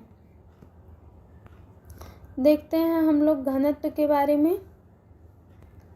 देखते हैं द्रव्यमान तथा आयतन के अनुपात को घनत्व कहते हैं। इसका मात्रक किलोग्राम प्रति मीटर क्यूब होता है। घनत्व बराबर द्रव्यमान बटे आयतन होता है। वस्तु का घनत्व यदि कम रहेगा तो वस्तु आराम से तैर जाएगी, जैसे लकड़ी, कागज, रुई आदि। अधिक घनत्व वाली वस्तु नहीं तैरेगी, जिस कारण घनत्व घटाना होता है। घनत्व घटाने के लिए आयतन आकार बढ़ाना पड़ता है। इसलिए जहाज़ों को अंदर से खोखला कर दिया जाता है ताकि उसका आयतन बढ़ सके, जिससे घनत्व घट जाता है और वस्तु तैर जाती है। मलाई तथा क्रीम तैर जाता है, अर्थात इसका घनत्व कम रहता है। इसी कारण जब मलाई को दूध में डाला जाता है तो वह दूध का घनत्व घटा देती है। जब इसे दूध से बाहर निकाला जाता है तो दूध का घनत्व बढ़ जाता है। जब द्रव का घनत्व ज़्यादा रहेगा तो वह अपने ऊपर वस्तु को तैरा लेगी। इसी कारण पारा के ऊपर लोहा तैर जाता है, किंतु जल में नहीं। नाव जब नदी से समुद्र में जाता है तो समुद्र का घनत्व अधिक होता है जिस कारण नाव पर ऊपर उठ जाता है। समुद्र का घनत्व अधिक होने के कारण ही इसमें तैरना आसान होता है।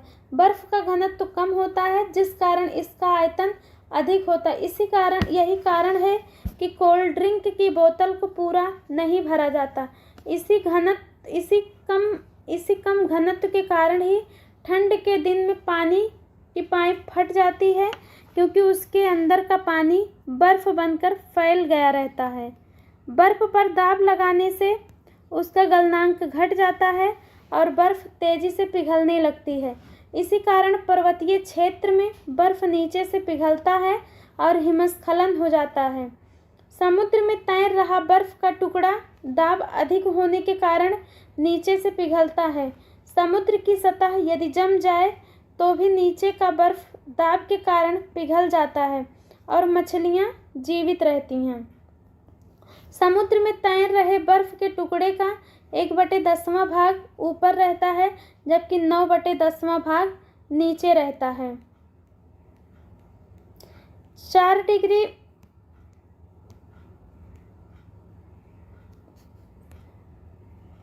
डिग्री बर्फ जमना प्रारंभ करता है, जबकि 0 डिग्री सेल्सियस पर पूरी तरह बर्फ बन जाता है।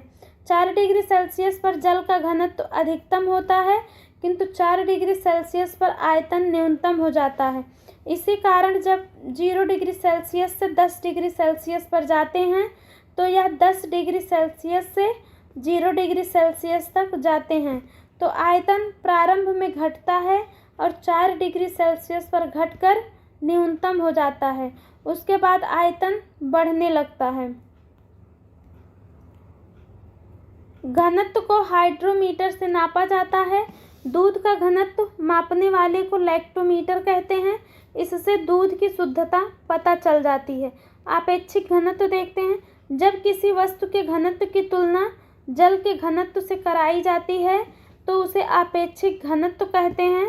आपेक्षिक घनत्व जब 1 से कम रहेगा तो ही वस्तु तैर सकती है। आपेक्षिक घनत्व का मात्रक तथा विमान नहीं होता। आपेक्षिक घनत्व बराबर वस्तु का घनत्व बटे जल का घनत्व। डूबा हुआ भाग बटे कुल भाग बराबर वस्तु का घनत्व बटे द्रव का घनत्व। नोट: जल का घनत्व 1000 किलोग्राम प्रति मीटर क्यूब होता है। न्यूमेरिकल नहीं देखना है दोस्तों तो क्या ही देखें। देखते हैं हम नोट में। पानी में तैर रहा बर्फ का टुकड़ा यदि पिघलेगा तो जल के स्तर पर कोई प्रभाव नहीं पड़ेगा, क्योंकि बर्फ के पिघलने से खाली हुए स्थान में जल चला जाएगा। किंतु यदि जल बाहर से बर्फ पिघलकर मिल जाए तो जल स्तर उठ जाएगा, जैसे अंटार्कटिका। देखते हैं दोस्तों प्रत्यास्थता के बारे में हम देखेंगे। अब टॉपिक है वस्तु का वह गुण जिससे कि वस्तु पर से बल हटा लेने से वस्तु पुनः अपनी अवस्था में लौट जाए, उसे प्रत्यास्था कहते हैं। प्रत्यास्थता बराबर प्रतिबल बटे विकृति। प्रत्यास्थता बराबर ठोस द्रव गैस निर्वात की प्रत्यास्थता बराबर 0। जो वस्तु बाहरी बल जितना अधिक विरोध करती है वह उतना ही अधिक प्रत्यास्थ होती है, जैसे इस्पात, तांबा, कांच, रबर। हाथी दांत की प्रत्यास्थता रबर के अपेक्षा अधिक होती है। सुघट्ट: जो वस्तु अपनी प्रारंभिक अवस्था में नहीं लौटती उसे सुघट्ट कहते हैं। मोम तथा गीली मिट्टी को पूर्णतः सुघट्ट वस्तु मानी जाती है। नेक्स्ट टॉपिक विकृति देखते हैं। किसी वस्तु के मांग में परिवर्तन तथा उसके प्रारंभिक मांग के अनुपात को विकृति कहते हैं। इसका मात्रक तथा विमान नहीं होता है। विकृति आकार में परिवर्तन को बताती है। विकृति के प्रकार: विकृति 4 प्रकार की होती है। नंबर 1 पार्श्व विकृति। व्यास में परिवर्तन तथा प्रारंभिक व्यास के अनुपात को पार्श्व विकृति कहते हैं। यह चौड़ाई में वृद्धि करता है, जैसे गुब्बारा। पार्श्व विकृति बराबर व्यास में परिवर्तन बटे प्रारंभिक व्यास। देखते हैं अनुदैर्ध्य विकृति लंबाई में परिवर्तन तथा प्रारंभिक लंबाई के अनुपात को अनुदैर्ध्य विकृति कहते हैं। जैसे लोहे की छड़, रस्सी, स्प्रिंग, प्लास्टिक आदि। अनुदैर्ध्य विकृति बराबर लंबाई में परिवर्तन बटे प्रारंभिक लंबाई। देखते हैं पॉइसन गुणांक। पार्श्व विकृति तथा अनुदैर्ध्य विकृति के अनुपात को पॉइसन गुणांक कहते हैं। पॉइसन गुणांक बराबर पार्श्व विकृति बटे अनुदैर्ध्य विकृति। थर्ड नंबर आयतन विकृति देखते हैं। आयतन में परिवर्तन तथा प्रारंभिक आयतन के अनुपात को आयतन विकृति कहते हैं। जैसे ठोस गोला। आयतन विकृति बराबर आयतन में परिवर्तन बटे प्रारंभिक आयतन। अपरूपण विकृति जब किसी वस्तु के लंबाई या चौड़ाई में परिवर्तन न करके उसके रूप या आकार को बदल देते हैं तो उसे अपरूपण विकृति कहते हैं। अपरूपण विकृति बराबर वस्तु की आकृति में परिवर्तन बटे प्रारंभिक आकृति। प्रतिबल देखते हैं। किसी भी कोण से लगने वाले दाब को प्रतिबल कहते हैं। प्रतिबल का मात्रक दाब के समान होता है। प्रतिबल बराबर बल बटे क्षेत्रफल। देखते हैं प्रतिबल 3 प्रकार के होते हैं। अनुदैर्ध्य प्रतिबल, अभिलंब प्रतिबल, स्पर्श रेखीय प्रतिबल। नंबर 1 अनुदैर्ध्य प्रतिबल देखते हैं। यह लंबाई के दिशा में लगता है। किसी वस्तु को खींचने या पकड़कर लटकने में अनुदैर्ध्य प्रतिबल लगता है। अभिलंब प्रतिबल देखते हैं। लंबवत लगने वाले प्रतिबल को अभिलंब प्रतिबल कहते हैं। यह दाब के समान होता है। स्पर्श रेखीय प्रतिबल, स्पर्श रेखा की दिशा में लगने वाले प्रतिबल स्पर्श रेखीय प्रतिबल कहलाता है। नोट, किसी वस्तु को छीलने में स्पर्श रेखीय प्रतिबल लगता है जबकि काटने में अभिलंब प्रतिबल लगता है। हुक का नियम देखते हैं। इसके अनुसार विकृति प्रतिबल के समानुपाती होती है। विकृति समानुपाती प्रतिबल होता है। प्रत्यास्थता प्रतिबल तथा दाब का मात्रक एक ही होता है। प्रत्यास्थता प्रतिबल तथा दाब का मात्रक। प्रत्यास्थता 3 प्रकार की होती है। यंग प्रत्यास्थता, आयतन प्रत्यास्थता, दृढ़ता गुणांक। यंग प्रत्यास्थता यह लंबाई में परिवर्तन के लिए काम आता है। यंग प्रत्यास्थता बराबर अनुदैर्ध्य प्रतिबल बटे अनुदैर्ध्य विकृति।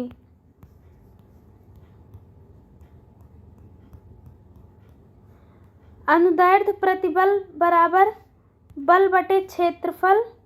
अनुदैर्ध्य विकृति बराबर डेल्टा एल स्मॉल एल बटे कैपिटल एल। प्रत्यास्थता बराबर प्रतिबल बटे विकृति। देखते हैं दोस्तों एक बार विकृति, प्रतिबल और प्रत्यास्थता क्या क्या। अनुदैर्ध्य प्रतिबल विकृति है। अभिलंब प्रतिबल विकृति है। स्पर्श रेखीय प्रतिबल विकृति है। प्रतिबल में क्या क्या आते हैं? पार्श्व विकृति, अनुदैर्ध्य विकृति, आयतन विकृति, अपरूपण विकृति। प्रत्यास्थता में यंग प्रत्यास्थता, आयतन प्रत्यास्थता, दृढ़ता गुणांक प्रत्यास्थता। टॉपिक है हमारा ऊष्मा। ऊष्मा के बारे में देखते हैं। ऊष्मा एक प्रकार की ऊर्जा है जो अणुओं के गति के कारण उत्पन्न होती है। ऊष्मा देने से किसी भी वस्तु में प्रसार होता है जिसे ऊष्मीय प्रसार कहा जाता है। यह 3 प्रकार का होता है। नंबर 1 देखते हैं रेखीय प्रसार। इसे अल्फा से व्यक्त करते हैं। इसके कारण लंबाई में परिवर्तन होता है। यह क्षण तथा रेल में देखा जाता है। रेल के पटरियों के बीच खाली जगह छोड़ दिया जाता है ताकि गर्मी के दिनों में रेखीय प्रसार के लिए स्थान मिल सके। रेखीय प्रसार बराबर लंबाई में वृद्धि बटे प्रारंभिक लंबाई गुणे ताप में वृद्धि। देखते हैं नेक्स्ट दोस्तों, हम न्यूमेरिकल और बहुविकल्पीय प्रश्न दूसरे वीडियो में कराएंगे। देखते हैं क्षेत्रीय प्रसार। इसे बीटा से व्यक्त किया जाता है। यह लंबाई तथा चौड़ाई दोनों में परिवर्तन करता है। जब किसी धातु के चादर में छिद्र हो और धातु को गर्म किया जाए तो क्षेत्रीय प्रसार के कारण ही छिद्र बड़ा हो जाता है। शीशे का सामान गर्म होने पर इसी कारण चिटक जाता है, क्षेत्रीय प्रसार के कारण। जैसे एग्जाम्पल, टांगा के चक्का में हाल चढ़ाना, दो समान साइज के व्यास के चक्के को आपस में कसना, बड़े वाहन के टायरों को गर्म करके चढ़ाना। क्षेत्रीय प्रसार का फार्मूला देखते हैं। क्षेत्रीय प्रसार बराबर क्षेत्रफल में वृद्धि प्रारंभिक क्षेत्र गुणे तापमान में वृद्धि। देखते हैं हम और आगे। तीसरा नंबर देखते हैं हम आयतन प्रसार। इसे गामा से व्यक्त करते हैं। यह सभी दिशाओं में प्रसार करता है।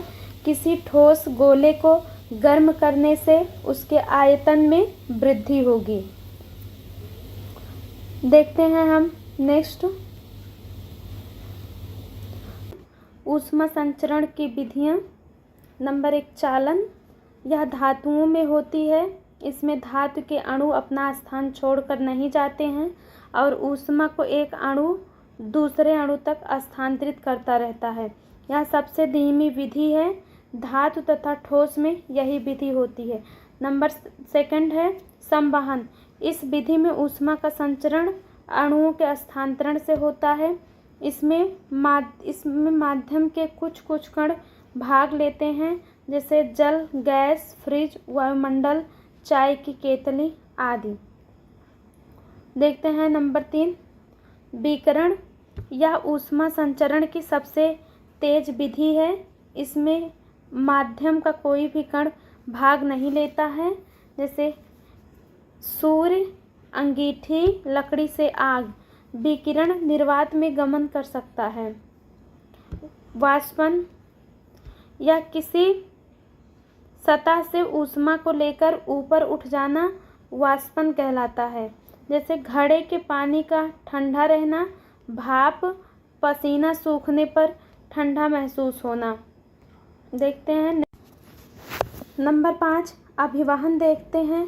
ऊष्मा में वायु में ऊष्मा के क्षैतिज प्रवाह को अभिवहन कहते हैं, जैसे लू, शीतलहर। समान तापमान पर दो द्रव, एक धातु तथा एक लकड़ी के मेज पर है। धातु पर रखा कटोरा जल्दी ठंडा होगा। देखते हैं कृष्णपिंड, ब्लैक बॉडी। वैसी वस्तु जो अपने ऊपर आने वाली किसी भी आवृत्ति के प्रकाश को अवशोषित कर ले, कृष्णपिंड कहलाता है। सभी काली वस्तुएं कृष्णपिंड होती हैं। जैसे काजल में 95% ऊष्मा को सोख लेता है। काजल सबसे सर्वोत्तम कृष्णपिंड होता है। देखते हैं नेक्स्ट, किरचॉफ का नियम। एक अच्छे अवशोषक ही अच्छे उत्सर्जक होते हैं। जो वस्तु जल्दी गर्म होगी वो जल्दी ठंडी भी हो जाएगी।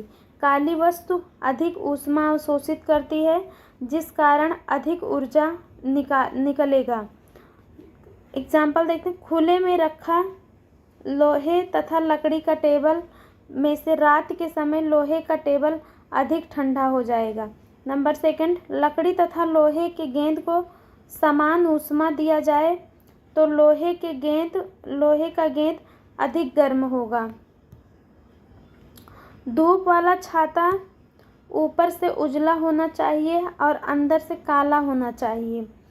समान धातु के दो गोले, एक काला और एक सफ़ेद है, तो समान ऊष्मा देकर अंधेरे में रखने पर काली वाली धातु ज़्यादा चमकेगी और अधिक ऊष्मा देगी।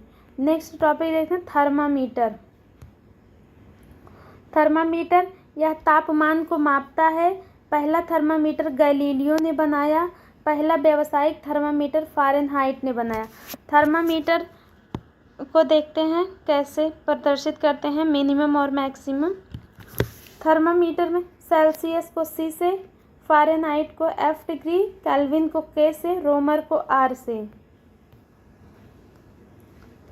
तथा थर्मामीटर मिनिमम में 0 डिग्री सेल्सियस पर होना चाहिए और मैक्सिमम पे 100, और फ़ारेनहाइट 32 डिग्री फ़ारेनहाइट मिनिमम पे, मैक्सिमम पे 212 डिग्री फ़ारेनहाइट, केल्विन में 273 केल्विन मिनिमम में और मैक्सिमम में 373 केल्विन, और रोमर में मिनिमम 0 रोमर होना चाहिए, मैक्सिमम में 80 होना चाहिए। देखते हैं नेक्स्ट, देखेंगे हम परम ताप के बारे में। जब किसी वस्तु के तापमान को केल्विन में व्यक्त किया जाता है तो उसे परम ताप कहते हैं। देखते हैं परम शून्य ताप किसे कहते हैं। वह न्यूनतम तापमान है, यहाँ कोई नहीं पहुँच सकता है। 0 केल्विन या -273 डिग्री सेल्सियस को परम शून्य ताप कहते हैं। तापमापी के प्रकार,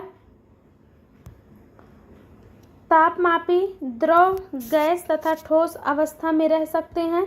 द्रव तापमापी के अंतर्गत पारा तथा अल्कोहल आते हैं। तापमापी में पारा का प्रयोग इसलिए करते हैं क्योंकि पारा तापमान पाने से विस्तारित होता है। यह -39 डिग्री सेल्सियस से 257 डिग्री सेल्सियस तापमान मापता है। ठंडे प्रदेशों में जम जाता है, इसलिए अल्कोहल का प्रयोग करते हैं। अल्कोहल -115 डिग्री सेल्सियस से 78 डिग्री सेल्सियस तापमान माप सकता है। गैस तापमापी में हाइड्रोजन तथा हीलियम तथा नाइट्रोजन का प्रयोग होता है। ठोस तापमापी के अंतर्गत प्लैटिनम तापयुग्म तथा उतापमापी आते हैं। प्लैटिनम तापमापी -200 डिग्री सेल्सियस से 1200 डिग्री सेल्सियस मापता है। तापयुग्म तापमापी -200 डिग्री सेल्सियस से 1600 डिग्री सेल्सियस का तापमान मापता है। यह सीवेक प्रभाव पर आधारित है। उत्तापमापी या पायरोमीटर देखते हैं। यह 800 डिग्री सेल्सियस से अनंत तापमान को मापता है। इसके लिए वस्तु को संपर्क मिलाना आवश्यक नहीं है, इससे उच्च तापमान मापते हैं, जैसे सूर्य। अब देखते हैं दूसरा टॉपिक, अनुकूल वातावरण। आर्द्रता, नमी इसमें 60%, तापमान 20 डिग्री सेल्सियस, वायु गति 2 मीटर पर मिनट। एसी की क्षमता को टन में मापते हैं। 1 टन बराबर 1600 कूलिंग वाट होता है। एसी आर्द्रता, वायु तथा तापमान तीनों को नियंत्रित करता है। फ्रिज की क्षमता को लीटर में मापते हैं। नोट, फ्रिज तथा एसी दोनों में कंप्रेस कर के फ्रियान 35 गैस भरी जाती है। पहले फ्रियान के स्थान पर अमोनिया का प्रयोग होता था। कूलर आर्द्रता तथा तापमान को नियंत्रित करता है, इसकी क्षमता वाट में मापते हैं। पंखा केवल तापमान को नियंत्रित करता है, इसकी क्षमता वाट में ना मापते हैं। नोट नंबर 1, बंद कमरे में यदि पंखा चलाया जाए तो कमरे का तापमान बढ़ जाएगा। यदि फ्रिज का दरवाज़ा खोल दिया जाए तो कमरे का तापमान बढ़ जाएगा। नेक्स्ट टॉपिक है हमारा विशिष्ट ऊष्मा। किसी वस्तु के इकाई द्रव्यमान के तापमान को 1 डिग्री सेल्सियस बढ़ाने के लिए दी गई ऊष्मा विशिष्ट ऊष्मा कहलाती है। सर्वाधिक विशिष्ट ऊष्मा हाइड्रोजन की होती है। द्रव में सर्वाधिक विशिष्ट ऊष्मा जल की होती है। जल की विशिष्ट ऊष्मा 1 कैलोरी प्रति ग्राम सेल्सियस या 4200 जूल प्रति किलो केल्विन होता है। जल के बाद पारा की विशिष्ट ऊष्मा अधिक होती है। बर्फ की विशिष्ट ऊष्मा 1/2 होती है। जल की विशिष्ट ऊष्मा अधिक होने के कारण यह जल्दी गर्म नहीं होता, इसी कारण इसका प्रयोग इंजन के रेडिएटर को ठंडा करने के लिए करते हैं।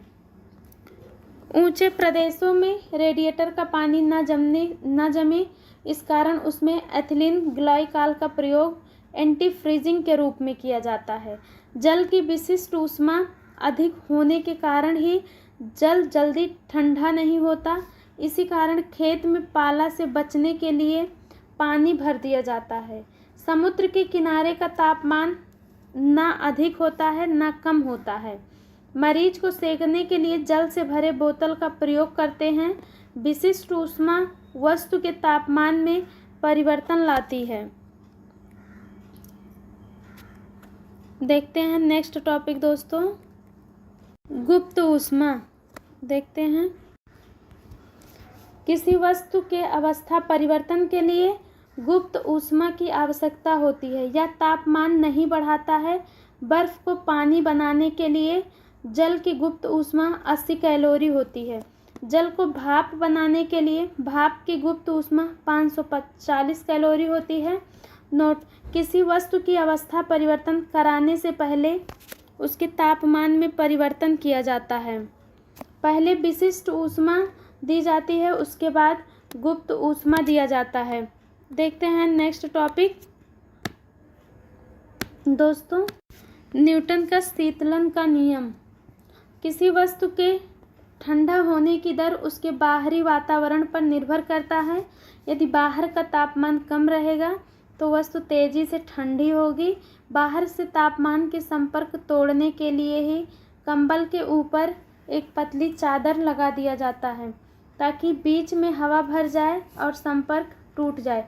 किसी वस्तु के ठंडा होने में लगाया गया समय धीरे धीरे बढ़ता जाता है। देखते हैं नेक्स्ट टॉपिक इसमें दोस्तों,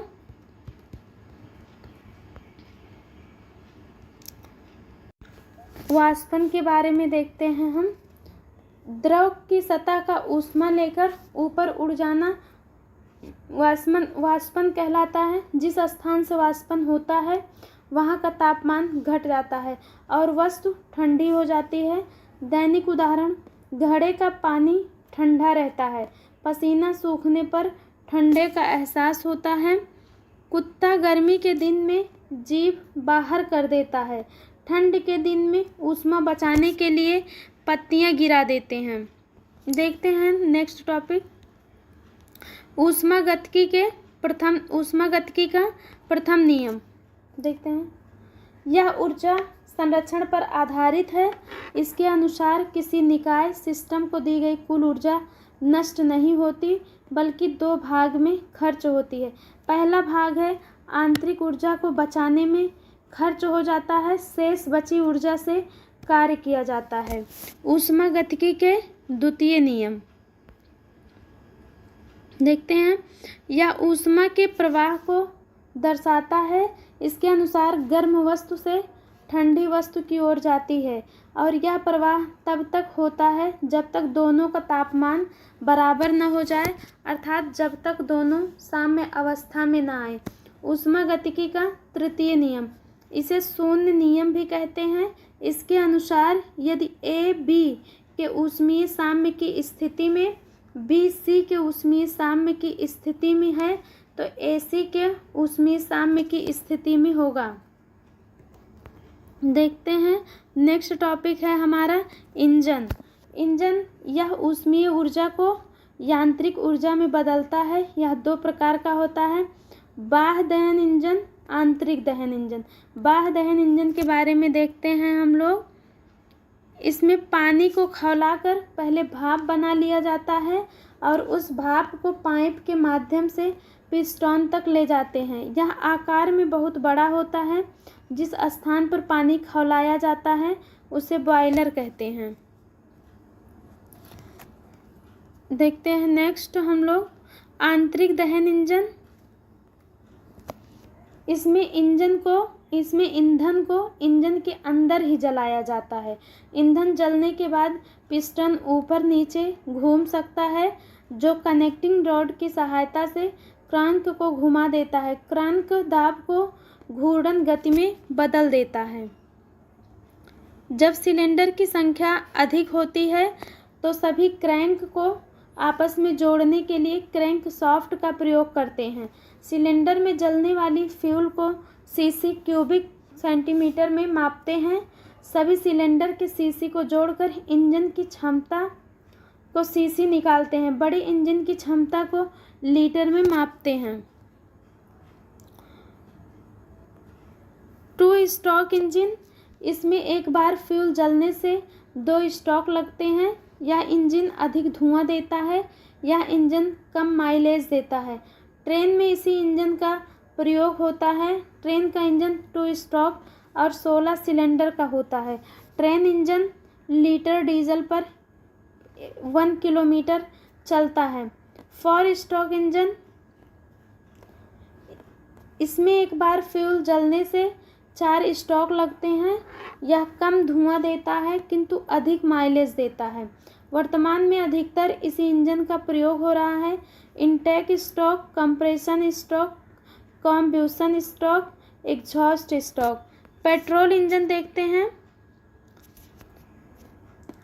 इसमें ईंधन के रूप में पेट्रोल का प्रयोग होता है।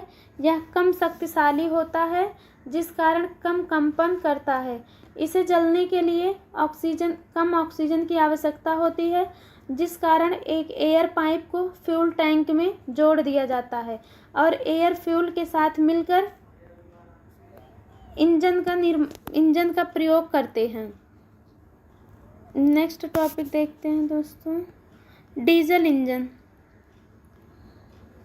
देखते हैं डीजल इंजन। इसमें ईंधन के रूप में डीजल का प्रयोग किया जाता है। यह अधिक शक्तिशाली होता है और अधिक वाइब्रेट करता है। इसे जलाने के लिए अत्यधिक एयर की आवश्यकता होती है। इसे एयर सप्लाई को पूरा करने के लिए एक फ़ैन लगाया जाता है, जिसे टर्बो एयर या टर्बो कहते हैं। इसे फ़ैन को चलाने के लिए बड़ी बैटरी की आवश्यकता होती है। बाइक में पेट्रोल इंजन का प्रयोग होता है। डीजल इंजन का प्रयोग नहीं होता है क्योंकि डीजल इंजन अत्यधिक शक्तिशाली होता है। इसमें टर्बो फैन लगाने से यह बहुत बड़ा हो जाता है। इंजन की दक्षता, इंजन में जिस स्थान पर ऊष्मा बनती है उसे शॉर्ट्स कहते हैं। शॉर्ट्स द्वारा बनी ऊष्मा जब क्रैंक पर पहुंचती है उसे मोरी कहते हैं। कोई भी इंजन 100% दक्ष नहीं होता है।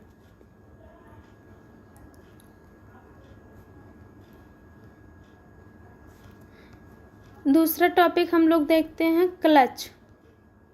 देखते हैं क्लच के बारे में। क्लच या इंजन एवं गाड़ी को जोड़ने का काम करता है। जब क्लच दबा देते हैं तो इंजन और गाड़ी का रिलेशन टूट जाता है और गाड़ी केवल डगरती है। गियर इंजन द्वारा बनाया गया पावर की मात्रा को निर्धारित करता है, पावर डिस्ट्रीब्यूट करता है। एक्सीलेटर या पिस्टन की गति को घटाकर स्पीड को बढ़ाता और घटाता है। रियर व्हील ड्राइव, इसमें इंजन गाड़ी के पिछला चक्का को चलाता है। यही ऊंची गाड़ियों में लगाया जाता है जो लोग अधिक लेती हैं, जैसे truck, jeep, Bolero. Front wheel drive, इसमें इंजन गाड़ी के अगले चक्का चलाता है। यह छोटी गाड़ियों में प्रयोग होता है। इसमें पावर कम होता है, जैसे कार। 4 व्हील ड्राइव और 4x4, इसमें इंजन चारों चक्के को चलाता है। यह रेगिस्तानी क्षेत्र या लेना में प्रयोग होता है। यह सबसे शक्तिशाली होता है। ब्रेक देखते हैं। यह गाड़ी को रोकने का काम करता है। ये 400 डिग्री सेल्सियस तापमान सह सकता है। हैंड ब्रेक, इसे इमरजेंसी ब्रेक भी कहते हैं।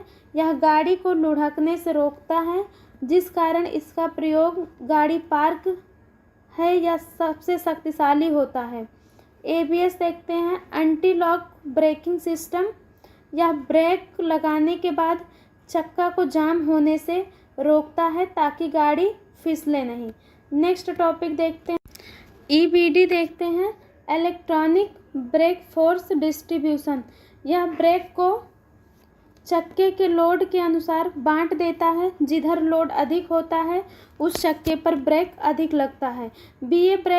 ब्रेक असिस्ट, अचानक ब्रेक लगाने से दुर्घटना की संभावना होती है। ब्रेक असिस्ट अचानक ब्रेक नहीं लगाते हैं, बल्कि एक निश्चित अनुपात में ब्रेक लगता है क्योंकि गाड़ी संतुलन में रहे। सस्पेंशन देखते हैं। पूरी गाड़ी का संतुलन बनाने का काम सस्पेंशन करता है। स्प्रिंग सस्पेंशन, यह बहुत आरामदायक होता है किंतु अधिक लोड नहीं रोक सकता। इसका प्रयोग लग्जरी गाड़ियों में करते हैं। लीफ सस्पेंशन, यह आरामदायक नहीं होता है, बहुत अधिक लोड रोकता है। इसका प्रयोग ट्रक, बस में करते हैं। नेक्स्ट टॉपिक देखते हैं दोस्तों, सीट बेल्ट के बारे में देखते हैं हम लोग। सीट बेल्ट या एक्सीडेंट के समय व्यक्ति को बाहर नहीं निकलने देता है, इसे आराम से खींचने पर निकलता है, किंतु झटका से खींचने पर यह लॉक हो जाता है। एयरबैग दुर्घटना होने की स्थिति में इसमें हवा भर जाती है, जिससे व्यक्ति को चोट कम लगता है। इसमें सोडियम एजोइट का प्रयोग करते हैं। स्टीयरिंग व्हील ये चक्के की दिशा प्रदान करता है। जब स्टीयरिंग व्हील आगे पीछे एडजस्ट हो सके तो उसे टेलीस्कोप कहते हैं। साथ ही यह ऊपर नीचे भी हो सकता है, जिसे टायलेट कहते हैं। मफलर गाड़ियों के सेंसर में लगा रहता है, जो आवाज़ कम करता है। बुलेट या सर्कस वाली मोटरसाइकिल में मफलर निकाल दिया रहता है, जिस कारण ये बहुत अधिक आवाज़ करते हैं। सड़क के किनारे लगे पेड़ पौधों को ग्रीन मफलर कहते हैं। नेक्स्ट टॉपिक देखते हैं, समतापीय प्रक्रम। वैसा प्रक्रम जिसमें ऊष्मा तो दिया जाता है, किंतु उस ऊष्मा से तापमान नहीं बढ़ता है, वह ऊष्मा कार्य करने में खर्च हो जाता है। अतः इस प्रक्रम में सर्वाधिक कार्य किया जा सकता है। यह प्रक्रम धीमा होता है, क्योंकि तेज प्रक्रम में तापमान बढ़ जाएगा और धीमे तापमान में घट जाता है, जैसे बर्फ तथा मोम का गलना। नेक्स्ट टॉपिक, रुद्धोष्म प्रक्रम। वैसा प्रक्रम जिसमें बाहर से ऊष्मा नहीं दिया जाता है, बल्कि आंतरिक अणुओं में गति अत्यधिक तेज हो जाने के कारण उन अणुओं में ऊर्जा उत्पन्न हो जाता है और इसी आंतरिक ऊर्जा से वे कार्य करते हैं। यह प्रक्रम बहुत ही तेज होता है। इसमें किया गया कार्य ऋणात्मक होता है, जैसे टायर या गुब्बारे का फट। देखते हैं हम लोग ऊष्मा हानि के बारे में। किसी वस्तु की ऊष्मा खोने की क्रिया कहलाती है इंट्रोपी। ऊष्मा हानि कहलाती है। वस्तु जितनी गतिशील होगी उसकी ऊष्मा हानि उतनी ही अधिक होगी, वह जल्दी ठंडा होगा। जैसे बर्तन के ऊपर ढक्कन लगाने से गैस की गति कम हो जाती है, जिस कारण ऊष्मा हानि भी कम हो जाती है और ऊष्मा हानि कम होती है। देखते हैं नेक्स्ट टॉपिक दोस्तों, सॉल्यूशन भी देखते हैं। इसमें अणु जगह के अभाव में तेजी से घूमेगा। डिग्री ऑफ फ्रीडम, कोई वस्तु स्वतंत्रता पूर्वक जितनी दिशाओं में गति कर सकती है उसे डिग्री फ्रीडम कहते हैं। आगे पीछे करना एक डिग्री ऑफ फ्रीडम होता है, जैसे रस्सी या दीवार पर चढ़ना, लिफ्ट या ट्रेन की गति। जब कोई वस्तु आगे पीछे के अतिरिक्त दाहिने बाएं की गति कर ले तो उसका डिग्री ऑफ फ्रीडम 2 होता है। जैसे मैदान में चल रहा व्यक्ति, बस या नाव। जब कोई वस्तु आगे पीछे तथा ऊपर नीचे के अतिरिक्त दाहिने बाएं भी गति करे तो उसका डिग्री ऑफ फ्रीडम 3 होता है। जैसे वायुयान, पक्षी, पनडुब्बी, उड़ता पतंग। देखते हैं ताप प्रवणता। 2 समतापीय प्लेटों को जब बहुत ही करीब रखते हैं तो उनकी ऊर्जा हानि की दर घट जाती है। इस निकाय को ताप प्रवणता कहते हैं। ताप प्रवणता बराबर तापमान में परिवर्तन बटे दूरी। नेक्स्ट, स्टीफन का नियम। किसी वस्तु द्वारा ऊर्जा उत्सर्जन की दर उसके परम ताप के चतुर्थ घात के समानुपाती होती है।